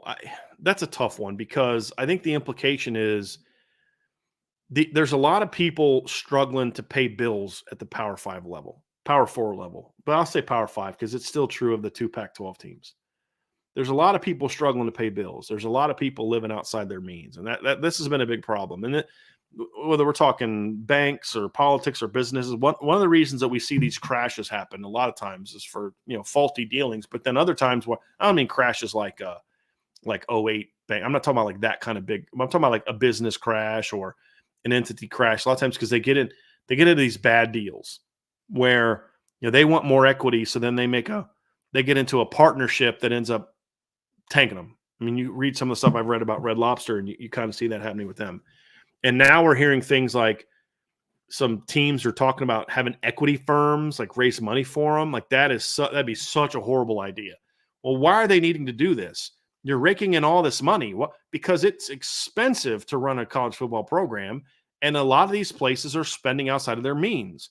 A false bubble that they could monopolize all the money, not have to give players anything except the cost of an education, and this notion that they have to pay X amount of dollars they don't have to pay anything to give kids scholarships. They just let the kid in and just say, hey, we're not going to charge you tuition, but it doesn't cost them money. They're taking money from themselves and giving it to themselves, and they're putting in there, X amount of dollars that we lost, right? Like that's not how it works. But they were able to get away with not paying players anything, and have to buy the equipment and all this. Well, they're still going to do all that stuff moving forward, but now they have to pay the players. They were paying coaches all this money, administrators making all this money. There's all these people making all this money off of the money from the football programs, and they're spending money on all these other sports that they really don't have. Football's because here's the thing. When Notre Dame's men's lacrosse team and women's lacrosse team or men and women's soccer and all these sports are traveling all over the country, that's being paid for from budget that's primarily driven by revenue created by the football program. And if the football program's losing millions now because you have to pay players, which I'm not saying I'm against paying players, I'm against, I think the way it's going to go, I'm against the way I think it's going to go, but I'm absolutely not against paying players. I think every player in college football that's on scholarship should receive a certain amount of dollars every year. Just flat, this is part of your scholarship deal. And if you're a walk-on that's on the team in good standing for an entire year, you should get a certain amount as well, although much less. Having said that, I would say that I think this, and then what they make after that so I think what they make after that's going to be determined should be on NIL, but that's just not the reality of it. So I think where Notre Dame has been in a much better financial situation. They're not necessarily relying on that. They're making a lot more money in other ways. They have a lot more fundraising power that could help them. So in those regards, I could see that happen. I really could. I could see that. Yeah. And we go to the next one. In Irish has 2 bistellar holds. Notre Dame offensive line will have a harder time with the Notre Dame defensive line in practice than they will with the Texas A&M D line in the opener. I'm going to buy that because it's not so much that the D line for A&M won't be really good, but it's when you play a team every day, you get to learn things and calls, and it can make it really harder. So yes, I'm going to buy that. And then when compared to the 2024 schedule, bistellar hold, that Notre Dame has a better defensive line than any of the teams that they play. I'm going to buy that as well. I think A&M's going to have a very good D-line, but right now I think Notre Dame's going to have the best D-line in their schedule. Louisville's will be pretty good. I think Florida State's will be pretty good. USC's could end up being pretty good, but I'm going to go with Notre Dame's. So yes, I'm going to buy that. Let's get to some more. We got to get to the PA Irish guy. Number 1, bistellar hold. Jadarian Price is the best straight running back, not athlete, Notre Dame has. I would buy that. I've said this before. I think right now he's the best pure runner. Jeremiah Love is the best all-around player right now. Number 2, Bob Stoops will return to coaching in the next 3 seasons. If coaching college football, I'm selling that. Number 3, App State will be a power conference within 5 years. I'm definitely selling that. I looked up the endowment for Appalachian State. It's like $150 million. They're out in the middle of nowhere. They bring no TV revenue. The only way that they become a Power 5 team or a power conference team is if people need numbers. I don't see any value. I mean, they're a good football program, but that's not what determines all this. They're not as good as Oregon State and Washington State as a football program. And those teams are now out in the cold. So no, I don't see that one. And yes, Schulte, I'm aware of that, but we're not done. And so we're going to keep rolling. Thank you. Jay Fish with a bistellar hold. Riley Leonard will surpass 2,925 passing yards and 26 passing touchdowns in the regular season. You know what? I'm going to buy it. I'm going to have some fun, and I'm going to buy that. I'm going to buy that. I'm going to say, let's be positive. I'm going to buy it. I could see 3,000 yards and 27, 28 touchdowns. I could see that. Absolutely. I'm going to buy that. And bistellar hold, Riley Leonard will surpass 525 rushing yards and 10 rushing touchdowns in the regular season. I am going to sell that. I don't think he's going to run for 525 yards. I don't think they're going to use him as much in that regard. So I'm going to sell that. Domer Grizz, bistellar hold. Notre Dame will score more points against Navy than we score against Texas A&M and Florida State combined. I am selling the heck out of that. They'd have to score like 60 plus in order to do that. So yeah, I'm definitely selling that. I think they're going to score 30 some points in at least one of those games. So I'm going to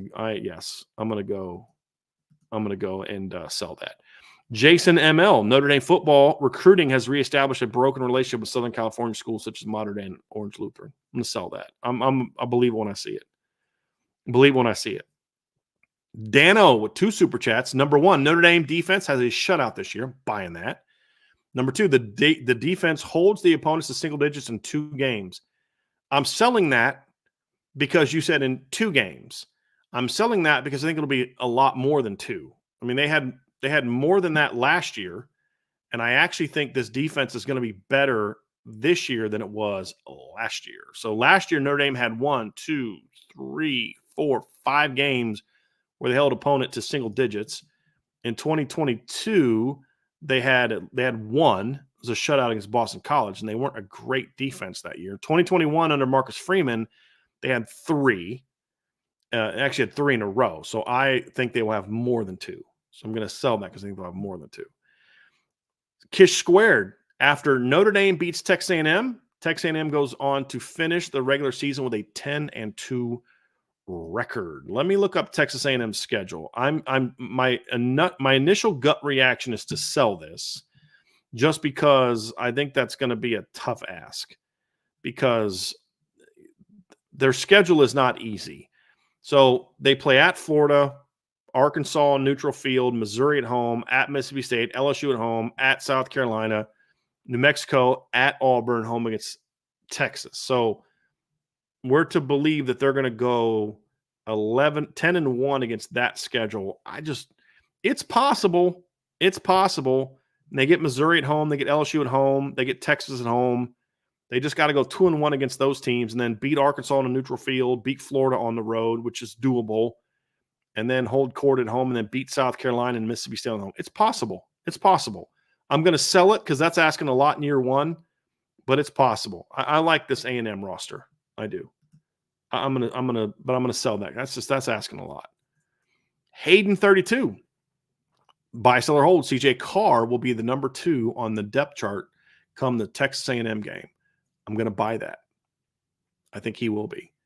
And then buy, sell, or hold. Notre Dame will land a top recruit in the 25 class that nobody thinks we have a chance for, but will make a big impact we'll have a big gap with to win over their recruitment. I'll buy that one. Let's have some fun today. I'll buy that one. I think there's several guys right now that are on the board that I could see that happening with Notre Dame. I could see that. Greg Nielsen, Christopher Burgess has the tools and frame to get a shot at and stick at Viper in the Notre Dame defense. Very much selling that. I don't think there's any Viper in his game. I think he's a pure defensive end and a potentially very good pure defensive end. DMND 13, Notre Dame will score more than 21 points in every game this season. Boy, I couldn't even tell you the last time that has happened. Like, it's probably more recent than I think, but I'm actually going through the years and trying to find out, like, when the last time that has happened. At least 21 points in every game. Didn't happen in 20, didn't happen in 18. Did it happen in 15? Nope. And they scored 19 against BC. That was the closest. 15 is the closest because they beat Boston College 19-16. And if you remember, they had like 2 turnovers inside the 5-yard line. So you'd have to go back to 2015 before you got to 1. Let's go 2013. Nope. 2012 is definitely a no. Oh, man. So, yeah, I mean, Brian Kelly era, that never happened in the Brian Kelly era. So I'd have to go back and look at that. Actually, hold on. Notre Dame, did they do that in 2005? I think they might have done that. Last time they might have done that was 05. Let me look at the Notre Dame schedule in 05. No, because they only scored 17 in the win over Michigan, so they didn't even do that in 05. So, yeah, I'd have to figure out when the last time they did that, but I'm going to buy it just because I don't know on the schedule who's going to keep them under that. I really don't. I don't know who can keep them under that, but I'd sell it just based on it's hard to do, but I'm buying it because, again, I look at the schedule. I don't know who's going to keep them under 21. So they have to play poorly in a game to get under 21. Parks 90 was with 3 of them. He goes, Riley Leonard starts every game in 2024. I'm going to buy that. Benjamin Morrison starts every game in 2024. Hold. I don't know enough about his shoulder energy to be able to answer that. I really don't. And buy, sell, or hold. At some point in 2024, a freshman will crack the 2 deep at running back. Barring injury, I'm selling that. So I don't think that'll be the case. Not in 2024, maybe 2025. Barring injury, your top 2 is set. That's not changing. Parks 90 also says a Notre Dame wide receiver will have 800 plus receiving yards. I'm going to buy that. A Notre Dame running back will have 1,000 yards rushing. I'll buy that. And a Notre Dame tight end will have 600 yards receiving. I'm going to sell that. I don't think they'll get to that point. Aiden Benami, Coach Freeman, Chad Bowden, and Al Washington surprise us all and get a dude to finish off the defensive line recruiting in 2025, I assume. I'm going to sell that. I hope that I'm wrong, but I'm going to sell that. Buy, sell, or hold. Jadon Blair picks Penn State or Michigan over Notre Dame. Definitely selling that as well. And then Eli Raiden takes the reins and dominates and becomes the number 1 tight end all season. I'm also going to sell that one. So you went 3 for 3 on sells on that one, buddy. I like that. No, Mitchell Evans will be the number 1 tight end at some point in time this season. He'll at least be healthy enough for a couple games to do that, in my opinion. So, yeah. Yep, going there. And I think we're getting close. Yeah, got 4 more cards here. So Dabo Swinney's hardline stance on taking transfers cost him a shot at the playoff 2 years in a row. In fact, if he had taken one key transfer each of the last 2 years, he would have made a playoff. And then he goes in to explain the reasons why. Basically says if they would have replaced DJ Uiagalelei with Bo Nix in 2022, they'd have been a playoff team. And in 2023, if they'd have landed Keon Coleman, they would have been a playoff team. So you just mentioned 2 guys that did not make a playoff appearance. And everyone just told me how good, Oregon's roster is, but Bo Nix couldn't take Oregon's roster in the Pac-12 to a playoff game, but he was going to take Clemson's roster to a playoff game in 2022 or 2023. I don't buy that. Would he have been better? Sure, they've been better, but I don't think they're a playoff team. And then, I don't know that, that would happen there. And here's the other thing too is, you're assuming that Clemson hasn't tried to get some portal guys, and that's just not accurate in my opinion. I just don't think that's accurate. And so no, I don't think his transfer stance has cost him a shot in the playoff because they've had a lot more issues the last couple of years than just those positions. So no, I'm selling that. I'm definitely selling that. Reese's Christ, the national champ will not be a SEC or Big Ten team. So that would be ACC, Big 12, or Notre Dame. Look, until proven otherwise, I'm selling it. Look, Notre Dame or somebody in the ACC or somebody in the Big 12 is going to have to prove to me that they're good enough to be one of those 2 leagues. Right now I'm selling it just because they have to prove it. Do I think it could happen? Sure. I mean, Clemson has a couple titles, but this is not the same Clemson team it was before. I like Florida State, but not Florida State that much. And I definitely don't think anyone in the Big 12 is capable of doing that. Notre Dame would probably be the best shot at that. And then Reese's Chris, Cam Ward as a top 5 college quarterback in 2024. I am definitely selling that. Look, Cam Ward's got some talent and he's put up some numbers, but I've never bought the hype about Cam Ward. I never have gotten it. I don't get the hype. I mean, even last year, he's going to go from Washington State to Miami and all of a sudden just light the world on fire based on what? I don't see it. I think he's a good quarterback, but I don't think he's a top 5 quarterback. I don't even think he's a top 5. I don't think it's a given that he was a top 5 quarterback in the Pac-12 last year. So I'm definitely selling that one. Eye on the ball. I buy, sell, or hold. Notre Dame goes in 2024 goes 11-1 with winner at Texas A&M. I'll buy that. I think they're going to beat A&M, and I have them going 11-1. Buy, sell, or hold. Steve Angeli is passed as number 2 quarterback this fall and hits the transfer portal. I'm not touching the transfer portal part, but as I said with the CJ Carr thing, I do believe that CJ Carr will pass him up and become the number 2 quarterback. And buy, sell, or hold. Deuce Knight redshirts his first year. I'm going to buy that because that's more hopeful. I hope Deuce Knight redshirts. I think it's needed. I think it'll help create some separation between him and CJ Carr. And I think his game is going to need a lot of work. Super talented, but needs a lot of work. And I hope he's patient. If Deuce Knight's patient and takes a red, he'll still play 4 games in the regular season. But be patient. I think he'll have a chance to be a special player. I do. ND Joe, and I think this is where we end it here with ND Joe. Says Notre Dame runs the ball more in week 1 against A&M than against any other Power 4 opponent the rest of the regular season.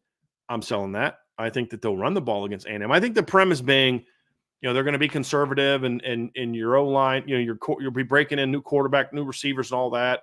No, I think there's going to be other games where they just run all over a team. So I'm going to sell that. And I think that A&M front 7 is not going to be the easiest team to just run all over. And then he says part 2, and Notre Dame has the ball, ran against them more times in week 1 than any other Power 4 opponent the rest of the regular season. I sell that one as well. I don't see either one of those as playing out. It'll be close. I think those games could both be in the top 3 or 4 amongst Power 4 teams, but I don't see it being the most of all season. I will say this, if A&M runs the ball more than any other team, that's probably a bad sign. It's probably a bad sign.